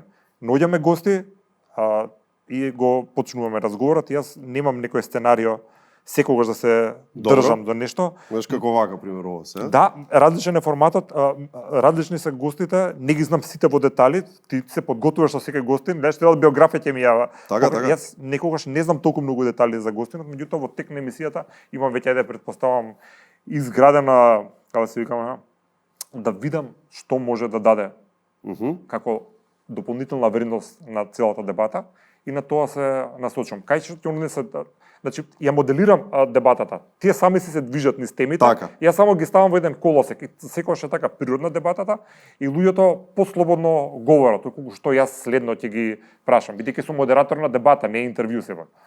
Точно, и на некој начин дури, знаеш, пример, како во инвестирањето постојат оние активни или активистички инвеститори што ги викаат, кои што влагаат за да превземат, да се пикнат и во управен одбор едно друго, а постојат и нели пасивни инвеститори, влагам, купувам акции и тоа е тоа, ништо. Да. Знаеш, ти сепак бидејќи имаш одреден тип наставу и наметнуваш одредени теми, до некаде си учесник во дебатата, не само модератор.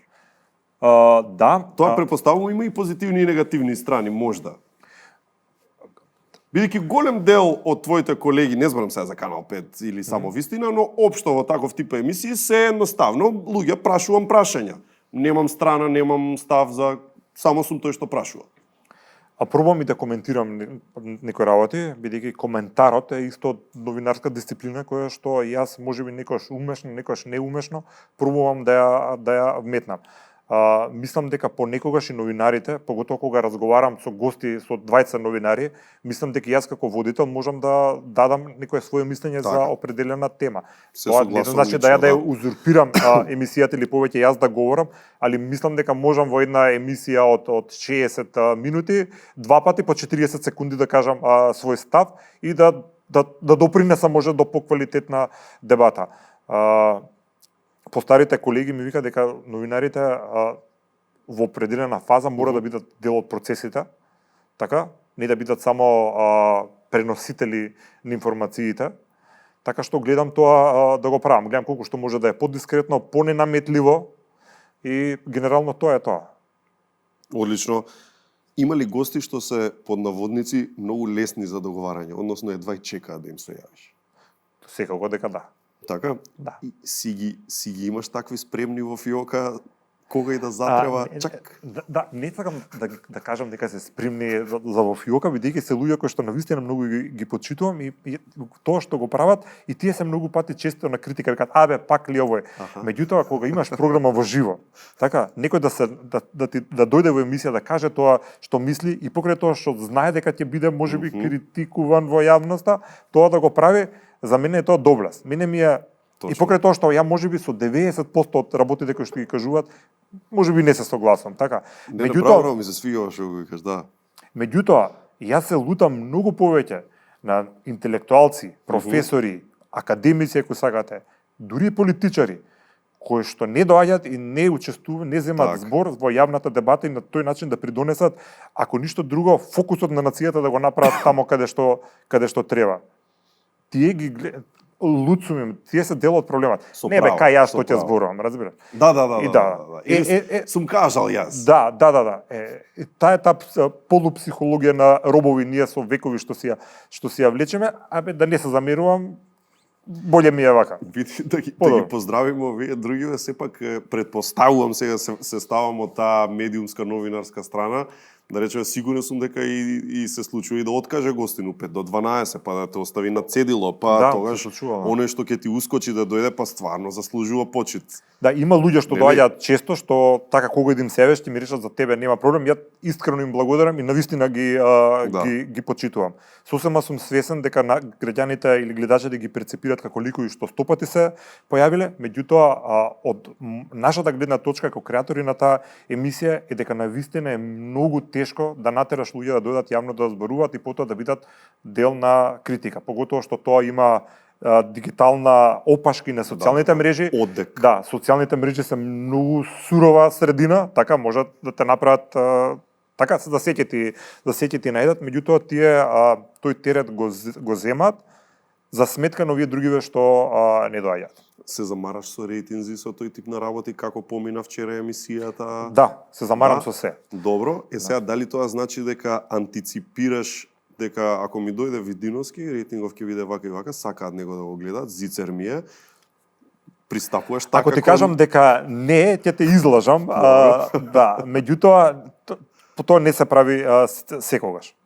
Добро, понекогаш. И јас направив неколку емисии, сега уште повеќе ги правам, ќе ги работам кај што повикувам млади луѓе, младоци од политички партии, некој што никогаш не бил, нели, само вистина важи за нескромно ќе кажам, меѓутоа тој и ретинците го кажат, за најреномирана дебатна емисија во Македонија.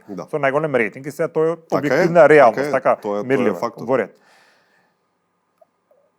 И намерно на некоја емисија да ќе падне рейтингот, ама јас ќе повикам луѓе кои што за прв пат ќе се појават и дам шанса. Дали се политички партии, дали се работев со наши македонци кои што завршиле, не знам, на Стенфорд, што никош немале шанса да зборуваат за проблемите на државата во јавен простор.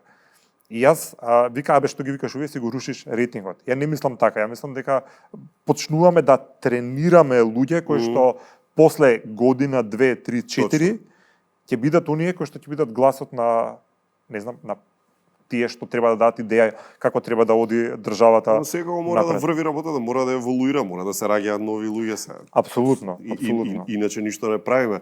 Не сакам да биде само вистина клуб на елитистички клуб кој што ќе биде само на рейтингот, бидејќи телевизиите и ние како новинари имаме и друга одговорност. Ама баш би им било сигурно интересно на луѓето да чујат кои се неколку од тие такви зицери, знаеш дека секогаш има рейтинг со XY.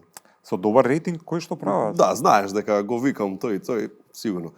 Такви два-тројца фактички луѓе што сакаат другиве да ги гледаат. Не бе, зашто Илија Димовски поминува секогаш. Така. Убаво. Љубомир Гајдов. Новинарот, да. Често доаѓа исто, да. Да, тој поминува фантастично добро. Така. Не знам кој друг. Латас можда. Да, не поминува лошо. Така? Да. Не, нешто и кога не те сака некој, а си телевизичен Не лик. збориме сака, не Да, сака. да, зборуваме сега. Сака да ги гледаат. Сака да ги гледа, да. Така е. Ќе ги критикуваат, ќе ги фалат, меѓутоа сакаат да ги гледаат. Да, Така точно. е. Овие тројца би ги одвоил како луѓе што дефинитивно лепат гледачи. Има некој кој што секогаш прави добро шоу, супер е, значи се окей, ама е тврд орев, треба да го молиш, да го вака, за да дојде нормално збор. А знаеш дека Го топ ќе почитувам, биде. да, Јован Донев, да речеме, порнишниот Добро. амбасадор. Со него така одат малце потешко преговорите да дојде, меѓутоа кога ќе дојде, секогаш е 100% спремен, дотеран, смашна, марамче, господин човек. Господин Да, невиден. и има ставови кои што се здраворазумските, да речеме. By the way, и сакам да порачам да му посакаме добро здравје, бидејќи во моментов Апсолутно. се бори господинот Јован Донев, така да Ќе се биде надеваме да биде тоа како што треба дефинитивно, бидејќи се што каже е така. Да. Имаш ли гостин кој априори знае дека ќе му биде тешко, знае дека ако дојде ќе има тешки прашања, знаеш, во тој момент која ти е тактиката да го убедиш да дојде? Постои ли тактика, постои ли пристап? Секогаш пробувам да им знаеш како имате обврска да дојдете за поради јавноста, не поради мене. Тоа ти е главниот аргумент, значи. Да, тоа ми е аргумент. Значи не добиваат они пари за да дојдат или нема никакви тука финансиски трансакции од било која природа, али меѓутоа треба да дојдете, мислам дека тоа е за функционери. Имате обврска да зборувате јавно за проблемите, каде како не на не секогаш пали тоа? Како? Не секогаш пали? Не, има некој мува не ги лази. Не се замара воопште. Не те перцепира. Каква обврска, каква е Да. јавност? Кај пишува тоа? Да, те разбирам. А види се начина нешто што па ми е во странство, ако не се лажам, си постојат, поприлично сум сигурен, paid correspondence ги викаат, нели? Кои што си добиваат пари, баш за ова што го збориш. И сега, зар па не мислиш дека јас искрено не гледам проблем во тоа.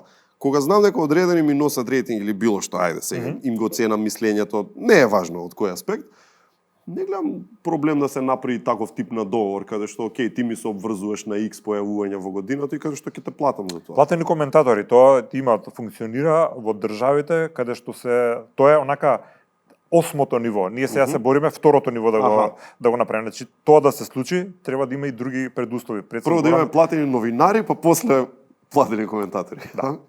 На кратко ама и ти не гледаш ништо лошо. Не, апсолутно, така? Зошто не, тоа така функционира во светот. Добро, ама чекор по Тоа не за политичарите, зборуваме за коментатори. Да, апсолутно, да.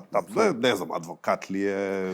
Да, има редовни, академик ли е, не знам што. Видим, например, на Sky News за Украина, има коментатори што се поранешни офицери или не знам што луѓе, што секој трет ден тамо прават анализа и тие се добиваат хонорари за тоа, на емисии што доаѓаат. Така. И едно полупровокативно, има ли забранети гости? Кај нас? Да. Постојат, значи. Да. Не забраните, некои кои што сме договориле дека нема да ги викнеме поради тоа што не навредиле нас како професионалци, не ја навредиле куќата или слично нешто. Апсолутно. Добро. Не мислам тоа си ги знаат. Меѓутоа тоа не е никогаш тенденциозно, не дека нас некој не ни се допаѓа, не дека ставовите му се чудни, туку зборуваме за личности кои што директно не навредиле телевизијата или некаков или колега некој. Така. Не се тоа забраните гости, туку едноставно не ќе да соработуваме со некој што не почитува. Многу едноставно. Добро. Фере, мислам, така? Како не? Да. Кавгите во само вистина има некои се легендарни, нели, така низ годиниве. Не дека овие сега што ги одбрале во режија се баш тие што се топ 5 или како и да е, ама да видиме дел и да искоментираме сега. Може. Една по една пушти режија прва да видиме. Ја не знам што е одбрано. Ако го погледнеш контењерот, Значи само за тоа немој да ми збори. Значи ако го погледнеш контењерот, ќе видиш дека и ти погледни. Значи сега не е совршен. Сега не е совршен. Си лажеш, Не е совршен. немој да ми збориш, глава ме боли. Значи не е совршен, не ме прекинувај. Не е совршена ситуацијата сега. Одлично. Не, ова е нормална атмосфера во студијата. Ова се најде така? Да. Обичен вторник. Да. Ова е обичен понеделник. Се случува многу често. Добро, различно мислење, да и двајцата се новинари, и Љупчо и колегата Љубиша и така. За ѓубри иначе се карат, да гледаш. Мене ми е кога се карат за ѓубре, не се карат за бугарите или знам што ми е помило. Мислам дека сме ги фателе вистинските теми. Сега пази во овие секунди така ти од страна седеше, уште еден не знам кој беше гостинот, дури си Да, они па се прават ротација, да малце. Да, интересно, гледа. Гледаш во вакви моменти да ги пуштиш или знаеш дали кај тебе има еден вид на чекај да видам до кај ќе оди ова. Да, не, значи ја кажав, сакам да се абстрахирам колку што може повеќе, додека се во каналот кој што треба, кога ќе почнат да пробиваат веќе, тогаш ги, значи има и радикални методи со исклучување микрофони, дури напуштање на студио. Така. Да. Има. Би се сетил примерно конкретна емисија, завршува емисијата и се зезаат меѓу себе, продолжуваат. Има некои што продолжуваат, а мислам дека во критиот случај ништо сериозно не беше, бидејќи темата беше таа што беше. Таа енергија на карање пред екраните, најчесто во другиот дел од телевизијата кој ќе заврши емисијата, го пренесуваат луѓе што се аналитичари или симпатизери на политичка партија, отколку самите политичари. Тие си... Видиш, тоа е многу интересна работа. Зошто е така? Не знам зошто, предпоставам дека политичарите многу повеќе работи знаат од тие другите што дебатираат и предпоставам дека кога повеќе работи ти се појасни, немаш толку место за емоции кои што можеби се нерационални понекогаш. Можеби се, не знам дали е одговор некој. Да. Ајде режи, ајде да видиме уште некој вакво. А вие честитавте Ден на независноста? Да. Каде? Во мојот профил. Во Facebook профил? Да. Ја колку што гледав не видов. И за во Крушево и реков да, ма за рамноправни. Не, за Илинден, да, али Денот на независноста не го честитавте. Не, може би сме пропуштили. Ама како да го пропуштите значи координатор на партиничка група на ДУИ партија која што 20 години била во власт, која што се труди да каже дека е лојална на државата, честитам многу други пазици и сосема случајно Денот на независноста. Да направиме еден суд за мојот Facebook. Подсети на овој, да речеме, момент. Тоа е со господин Блейден Беджети. Зборувавме за почитот кон државата. Ја се подготвив за емисијата, нели политичарите сега комуницираат многу често на Facebook профил и гледам дека честита се, меѓутоа државните празници не ги честитаат. Така и сега зборуваме дека треба и ние сме дел од оваа држава, дека ние сме тука луѓе, за политичарите се зборам, делот од власта или од не знам со што треба да ги уживаме сите права, ама ако ги уживаме сите прави, ако сме дел од оваа држава, треба исто да ја сакаме и да ја почитуваме.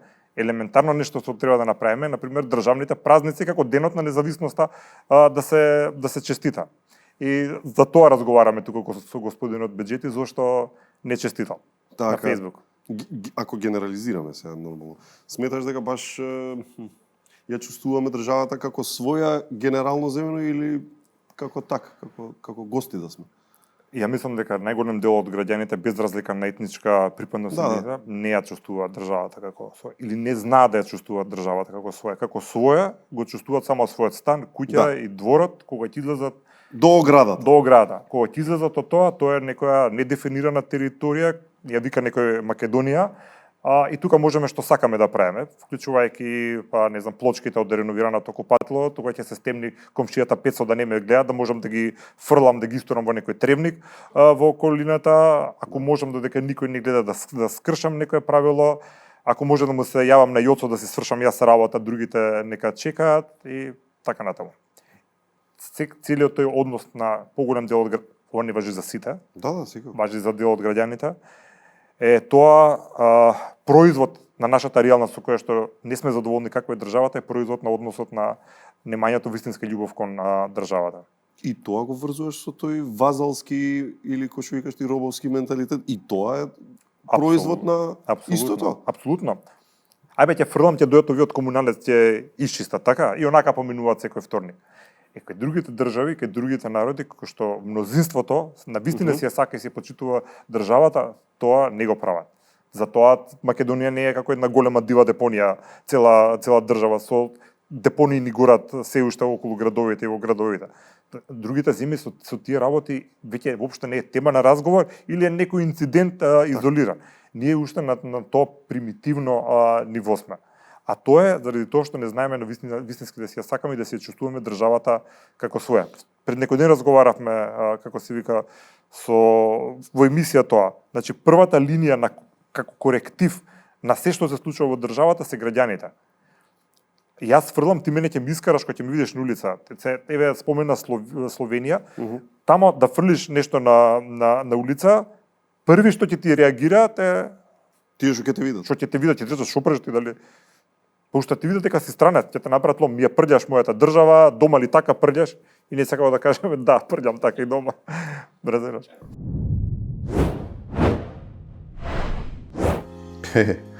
Кога вака ги гледам гостите и емисиите, сваќам дека времето лета.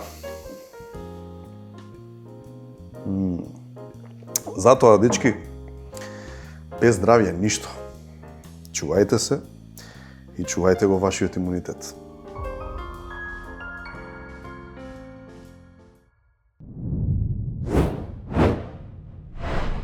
За денес ви го препорачуваме Good Nature чајот со ѓумбир и лимонска трева. Идеален е кога сакате да се разбудите без кафе, ама со енергија. Ѓумбирот го загрева телото, а лимонската трева дава свежина што ќе ве ресетира после напорен ден. Без вештачки ароми, без драма, само чиста природа во шолја. Good Nature кога сакаш топлина и свежина во иста голтка. Започнувањето со рециклирање е едноставно, а потоа тука се повратните вендинг машини на Пакомак, каде што можете да ги фрлите овие отпадоци и да собирате зелени поени преку мобилната апликација Екомак. Овие поени можете да ги искористите за ваучери во маркети, попусти на јавни услуги и многу други награди. Со секој фрлен отпад, вие придонесувате за почиста и поздрава животна средина. Селектирај, рециклирај и биди дел од решението, не од отпадот. Заедно за почиста животна средина со Пакомак. Ајде да видиме видео број 3, одиме. Ајде режија. Знаете дека долго време работам во медиумите и морам да ви кажам една работа. Оваков однос према медиум, према новинар, досека не сум забележал во мојот живот. И сега ќе ви кажам зошто. Прво, правите директно сегрегација во општеството. Никој, никаде и никогаш во Канал 5 не прави поделба на луѓето ниту во Македонија, ниту во светот, на верска и на етничка основа. Ова и со Иван го имаме коментирано во емисија. Да. Така? Ама сега и со тебе да го прокоментираме. Ти појма немаш за ова. Си водиш емисија и ти јавуваат, ќе се вклучи Иван. Не. Ние се цитира емисијата и во еден момент господинот Рамадани ми се врти и ми вика само да ти сакам да го прашам нешто и ми вика само да ти кажам нешто, тебе те пратам. Ти немај многу албанци тоа, албанците тоа, а бидејќи јас кога ќе го видовте тоа со Бледен беџети сега што го гледаме. Така? Тоа е тој третман што го добиваат, што мислат дека е лош, дека е албанофобичен или не знам како, или дека ние мора да се плашиме од определени политичари. Имаше забелешки за мојата работа како водител и јас пробав да се одбранам, меѓутоа и Иван како уредник на телевизијата гледал дома и чувствувал потреба и како управител, директор на телевизијата да се јави. И се јави. така заврши кој што заврши. Но ти дознаваш за тоа кога и ние дознаваме што гледаме. Да. Ти немаш најава дека Иван ќе се Не, ние си имаме слушалица како што имат сите водители, да. И што ти вика? Некои кои имаат бујна фантазија мислат дека нас ни нарачуваат прашање преку тоа. Така, уствари тој контакт со режијата да ми кажат Александар малце подесно застани за кадрот. Реклами за 10 секунди, Да, уште колку имаш, така иди полево да не ти треба вода, разбираш, такви работи и во слушалица ми кажуваат. Чекај да те вратам, што викаат луѓето, што теоретизираат дека прашањата ти ги диктира некој? Не, дека има нарачани прашања. И сега ти кажуваат сега прашај го. Да, прашај за ова, дали ми како да му кажам дека не е таков процесот.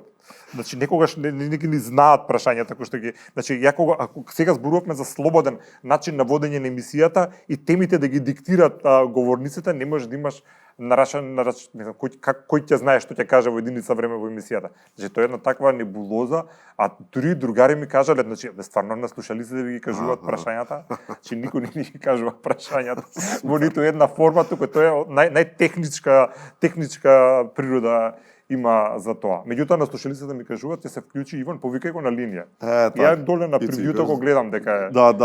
Шо гледам, викам еве, се јаво Иван, без да знам што ќе кажа.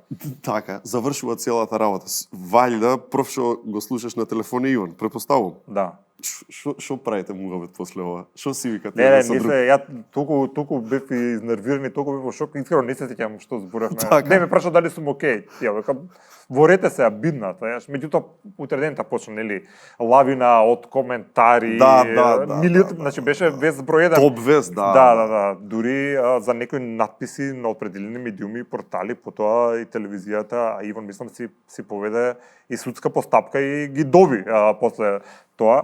Меѓутоа, не знам, непријатно искуство. Меѓутоа и тоа е школот, и тоа треба да ти се случи да научиш како треба да се справуваш во такви ситуации. Сега кога го гледам вака како си памет ретроспектива, секогаш нели после битката сите сме генерали и секогаш знам дека нешто може подобро да се изведе, меѓутоа испадна така како што испадна и мислам дека си е во ред се.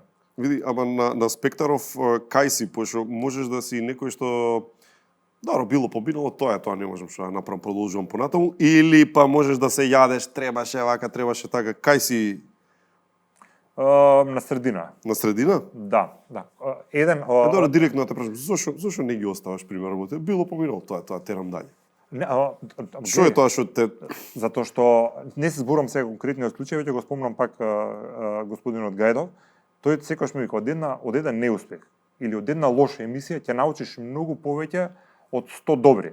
И сега не велам дека ова е лоша емисија, меѓутоа има моменти каде што сум си многу самокритичен за некои работи. Нешто не сум кажал соодветно како што треба, нешто сум преќутал, не сум требал, нешто ми избегало, не сум го слушнал. Се случува се бидејќи само вистина. Да, само вистина емисија во живо. Тоа е можеби убавината, тој што не знае како е да се води, поготово емисија со волку осетливи теми и прашања во живо, не знае колку тоа е буквално цица енергија. И тоа јас го преживувам 2 пати секоја недела, така со години. Меѓутоа, пак ќе кажам дека и од една грешка ќе научам многу повеќе него од 100 добри чекори. Заради тоа ја правам ретроспективата, заради тоа, како што викаш, ти него давам од прва, ај нека помене. Добро, и убав совет е и општо за секого да го имплементира. Ај, последно видео, само вистина. Од каде луѓето да ја најдат сега енергијата и вербата дека нешто може да се промени кога 30 и кусур години ништо не им се случува. Мислам да излеземе по улица да ги прошетаме, да ги видиме луѓето, имам впечаток дека станавме држава на несекни луѓе каде што само криминалците и определени функционери живеат убаво. Како ние стиде да функционираме на нив да им биде убаво. И сега многу е лошо да зборам кога ние како народ сме толку и поробувани, владени, измачени практично и сега конечно имаме сопствена држава место да направиме нешто со самите себе, ние самите се уништуваме практично. Не го пуштивме видео за да го покажеме како клима Сашо. Значи туку монолог. Видиш монолог пред глумец. Да, ова е дел од тие коментари што понекогаш ги кажувам, да. Активистичкиот момент, да. Ако треба да интерпретирам тоа што го кажам, 100% стојам за тоа. Навистина мислам дека за жал сме држава на генерално луѓе кои што не се задоволни од ситуацијата, дека има определена мала елита какви да е која што живее супер, другите функционираме за генерално нив да им биде убаво и тоа ми е многу поразително имајќи го фактот дека ние како многу стар народ имаме многу млада држава. Тоа кажува дека после толку и толку години, 5 века робство и сите тие работи, конечно имаме сопствена држава, значи се остварил идеалот на генерации и генерации македонци да имаме сопствена држава и да се однесуваме вака кон државата, за мене е само по себе поразително. Ама имаше еден директор на телевизија, на вратата му пишуваше не влагај со проблеми, влагај со решенија. Да. Да, ај сега знаеш да не бидеме и ние такви сега само да кукаме, ај да зборуваме малку еве сега и за решенијата конкретно. Еве ќе те прашам, од што се трга? Знаеш, тоа е генерално многу тешко прашање да го одговориш. Добро, да, така е. Апсолвиравме све. Што е првиот чекор, од што треба суштински ние да трнеме, бидејќи го спомна менталитетот, кој очигледно е дека не јаде и не подрива во основната, во клетката, во јадрото на сиве овие работи, или системот, бидејќи можеби, бар некој ќе рече, до системот или рибата смрди од главата и така натаму многу реченици можеме да кажеме околу тоа. Твое мислење што е, дали мора да е едно од двете или е некаква комбинација, и ако е комбинација, како? Сакаш прашањето е како да воспоставиме ред во државата, работите да функционираат? Кој е првиот чекор? Знаеш, од кај треба да трне решението? На менталитетов ли да работиме? Значи од поединецот да тргнеме и така да го бараме чарето? И јас како што немам никаква власт. Зашто некој ќе рече Safe City ставија, па гледај сега возат. Одличен пример. Сега, ама тоа е пример дека и системски може да се решава. Не, апсолутно. Значи се треба системски да се решава. Луѓето, сега можам да кажам, видете вие промената која што сакате да видите во општеството. Е супер звучи, меѓутоа колку луѓе тоа ќе го применат или дали знаат да го применат? Дали некој им кажал како тоа да го приме? Добро, и дали се свесни да го разберат што значи тоа? Да, така. Може различно да биде протолкувано. Ја мислам дека се почнува и завршува во системот. И јас така го почнав, немам никаква власт во државата, да имам некаква, јас би почнал од овој момент да работам со најмладите, со децата.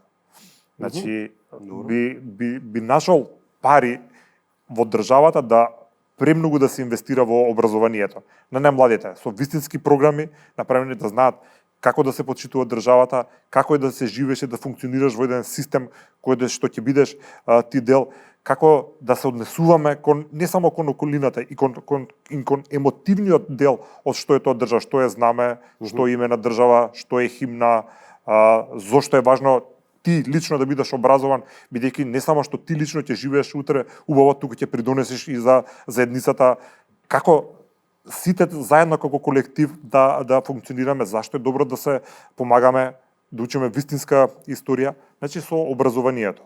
Затоа што би подразбирало нов образовен систем, да речеме, сосема нов курикулум? Не знам што... што... дебатираме, би ги викнал најдобрите експерти од тоа и од странство нека бидат ако треба, да ни кажат ние сакаме да го промениме, нека намаливе менталитетот за тоа како треба да се однесуваат кон државата, како треба да се... И улогата на поединецот. И улогата на поединецот во заедницата, нешто што очигледно сме го изгубиле. Број 2, култура. Кога последен пат сме гледале македонска серија? И дали воопшто снимаме македонска серија? Како младите да си го сакаат својот град и утре да не фрлаат ѓубре или да не се бунат ако нешто не е како што треба, кога ние како производ не произведуваме ништо што тие деца емотивно ќе се врзат со тој простор.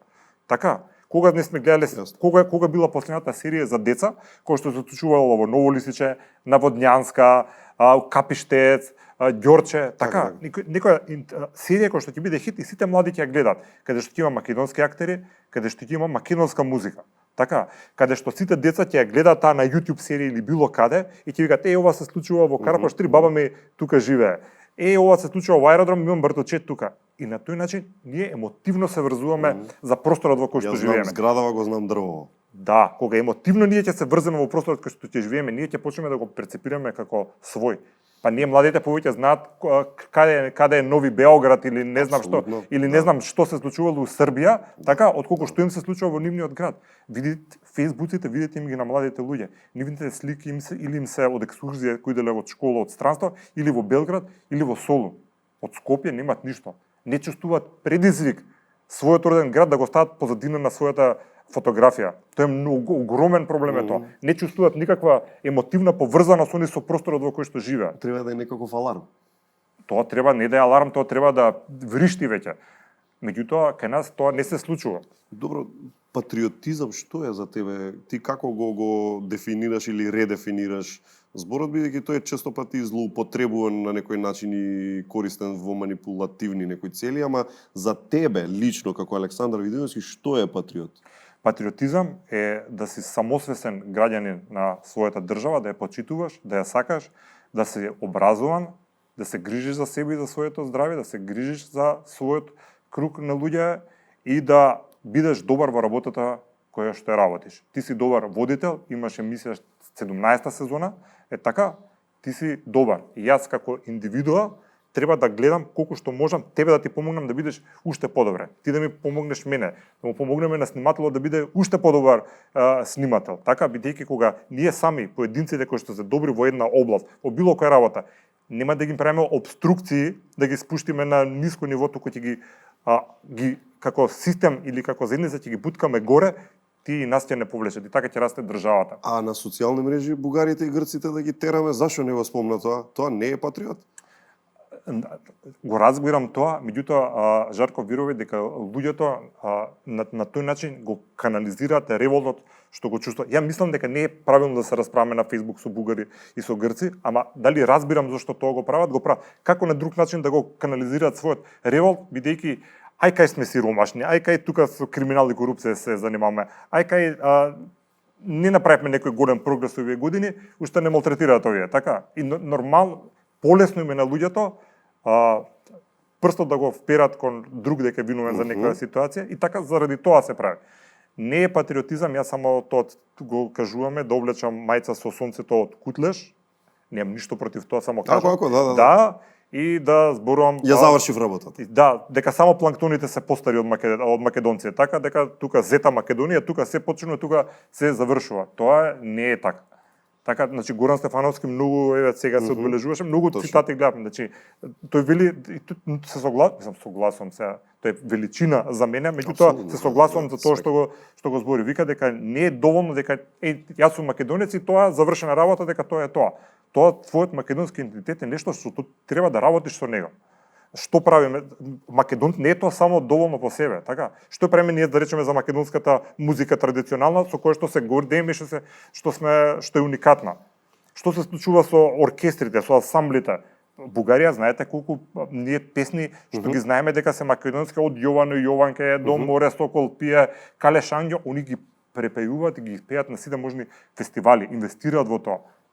И кој ти кажат, тоа е българска песен, ние си љутиме и со навредливи зборови. Океј, супер. Ај што правиме ние за тоа? Така? Што правиме со нашите пејачи што е работа таа музика? Колку им помага државата? Тоа е политика. Си платил ли карта да им одиш на концерт? Точно така. Прават ли концерти? Ги поддржувам. Широка е, но права ти е поентата и јас те поддржувам целосно ова што го зборуваш и бе потсеќа кога бев на Kellogg School of Management, благодарение на Мајк Зафировски, тој еден програм, таму на Northwestern University, постоеше еден Хари Креймер, познат многу професор, кој што зборуваше за таму беше негова позната флоскула дека секогаш се виновни those guys, он викаше. Да. Знаеш, секогаш е некој. Тоа може да е или што викаш ти државата, нека исчисти бе државата, или тоа е демек above my pay grade, знаеш, тоа висока политика е, не знам ја тоа нека го реши премиерот или вамо таму. Неговата теорија беше дека не постои нити премиер, нити држава, нити ништо. Ти си, ако сакаш да видиш промена во општеството, ти почни да правиш таа промена, или ако сакаш промена во бизнисот, или промена во животните навики и така натаму, никогаш не можеш или не треба да чекаш некој друг да ти ја наметне. Ако или сам не си наметнеш, толку. Гласаше на избори? Не бе, катастрофа не ми се гласа.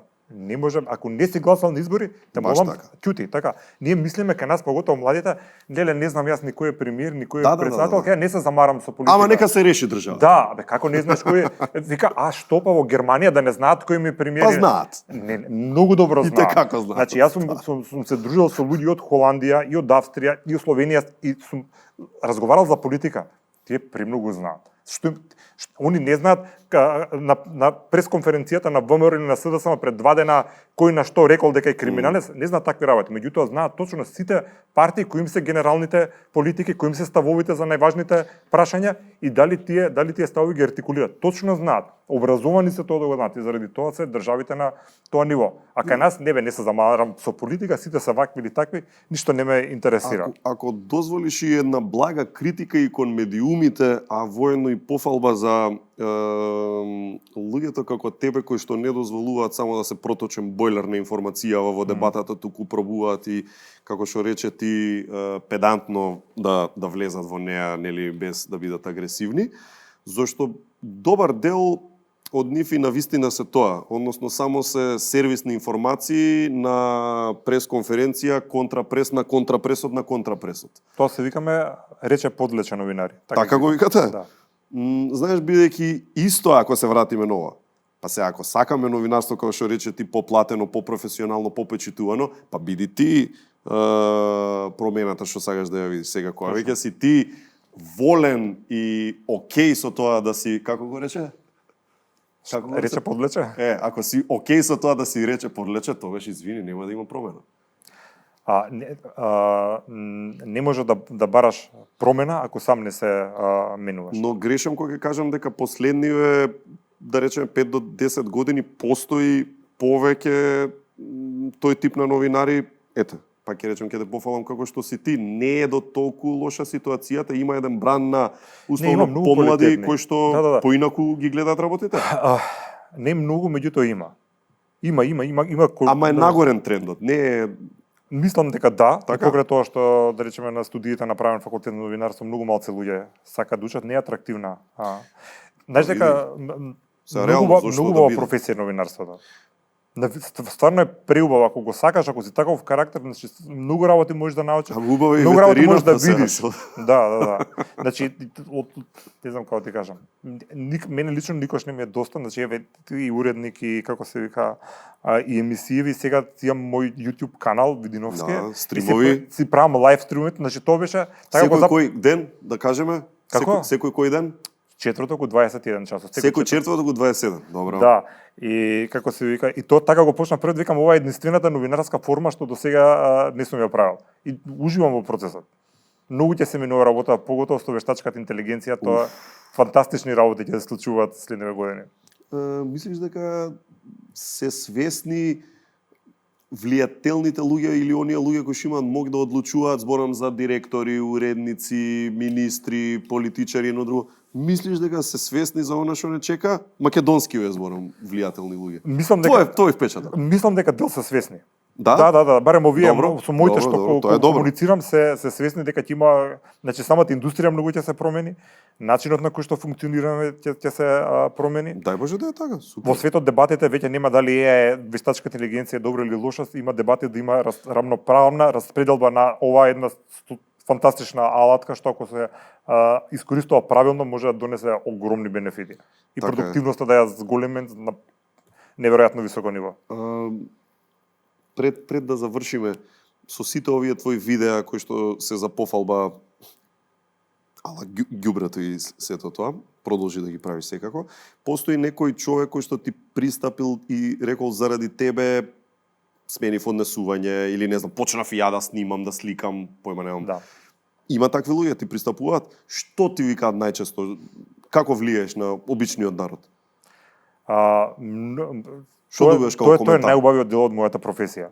Значи, толку многу добивам поддршка што едноставно не сум ни сонувал дека има толку луѓе кои што го делат истиот сентимент за државата како што го делам јас. Бидејќи јас тоа што го правам со видеата, тоа не можам тоа да го излом. Тоа ми доаѓа природно, заради тоа не ми ни тешко да го правам. Многу е убаво во оваа работа што ја работиш ти и јас да бидеш искрен спрема работите кои што ги работиш, бидејќи многу е тешко да глумиш цело време, така. Ми дојде една господја во еден ресторан, професорка во средно химиско училиште во Скопје, ми рече само да ве поздравам Александар, да знаете дека кога предавам на децата, ми кажа дел од историја на цивилизација, некој таков предмет, може го грешам, ги гледаме понекогаш и вашите видеа за како треба да се однесуваме кон сопствената држава. Бидејќи како образовна алатка ги користиме, мене тоа ми беше фантастично, никош не сум ни сонувал дека такво нешто ќе се случи. Ми се јави сега една професорка која што има предавање на катедрата за англиски јазик на УКИМ. И ќе имаат некој предавање за луѓе што прават промени, ме покани да бидам гостин, бидејќи самите студенти ме предложиле дека сакаат од мене да ги слушнат тие работи, како се прават вистински промени во општеството. Как кажав, безброј пораки со поддршка, со сине, со Господ да ми те поживее. Така. Да.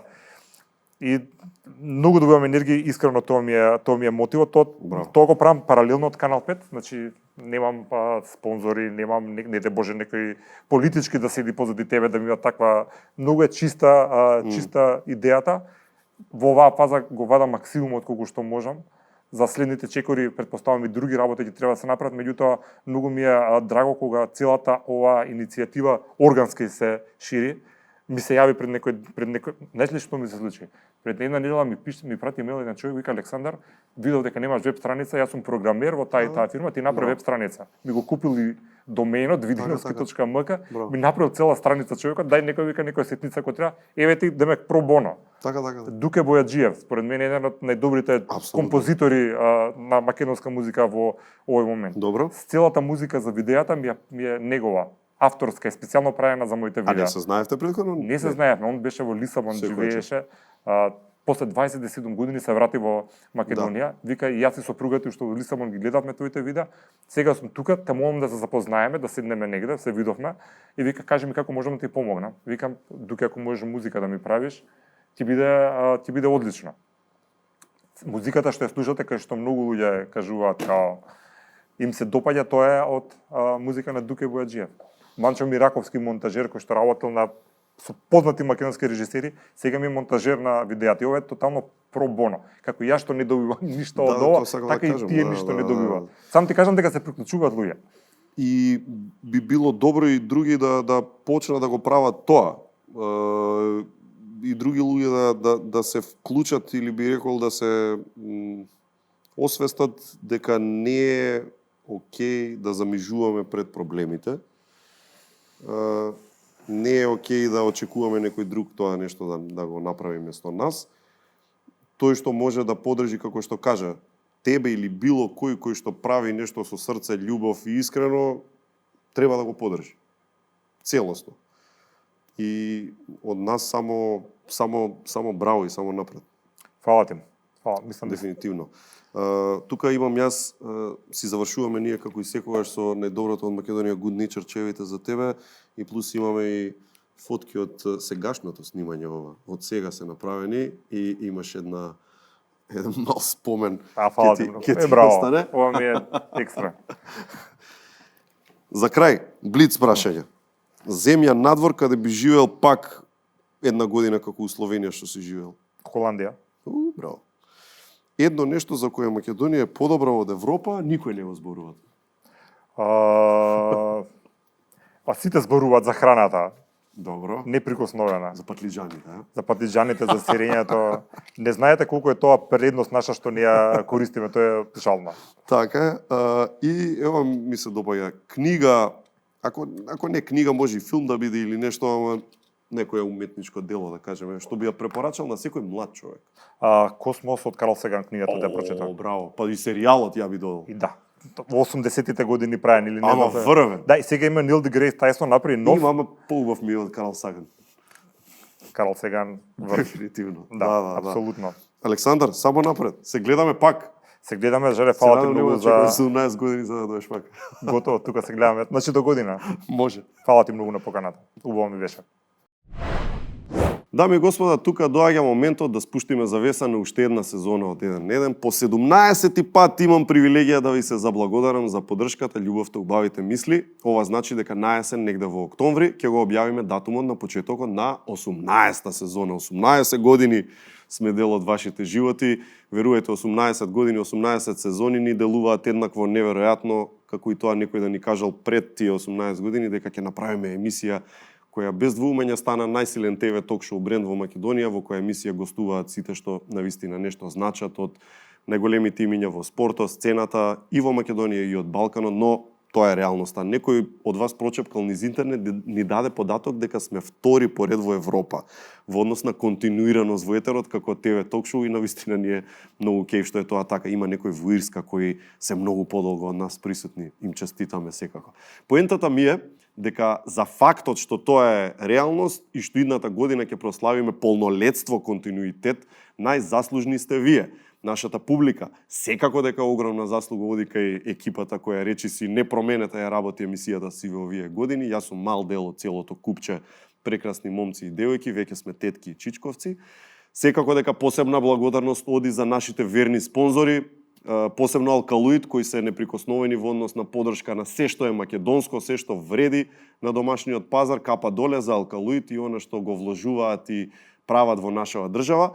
А најголема заслуга за нашето постоење и успех имате вие, бабите што ме запираат на пазар, касирките што ми раскажуваат што се зборело последната емисија, чичковците и тетките на шалтер, полицајците што ме прашуваат кој е следен гостин, децата што ми раскажуваат некои фори што ги скопале на интернет од пред 10 години и ги виделе на TikTok или што и да е.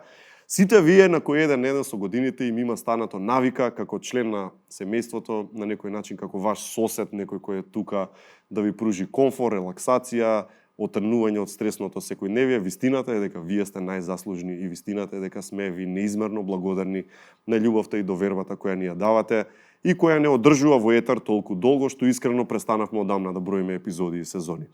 Бројките се едно и не се ни важни воопшто. Она што е важно се емоцијата, поврзаноста, спомените и чувствата кои не поврзуваат и прават да ни биде топло во душата. Да сте ни живи и здрави, да имате прекрасно лето, да се видиме насмејани и среќни на есен во 1 на 1 сезона 18, јубилејна сезона.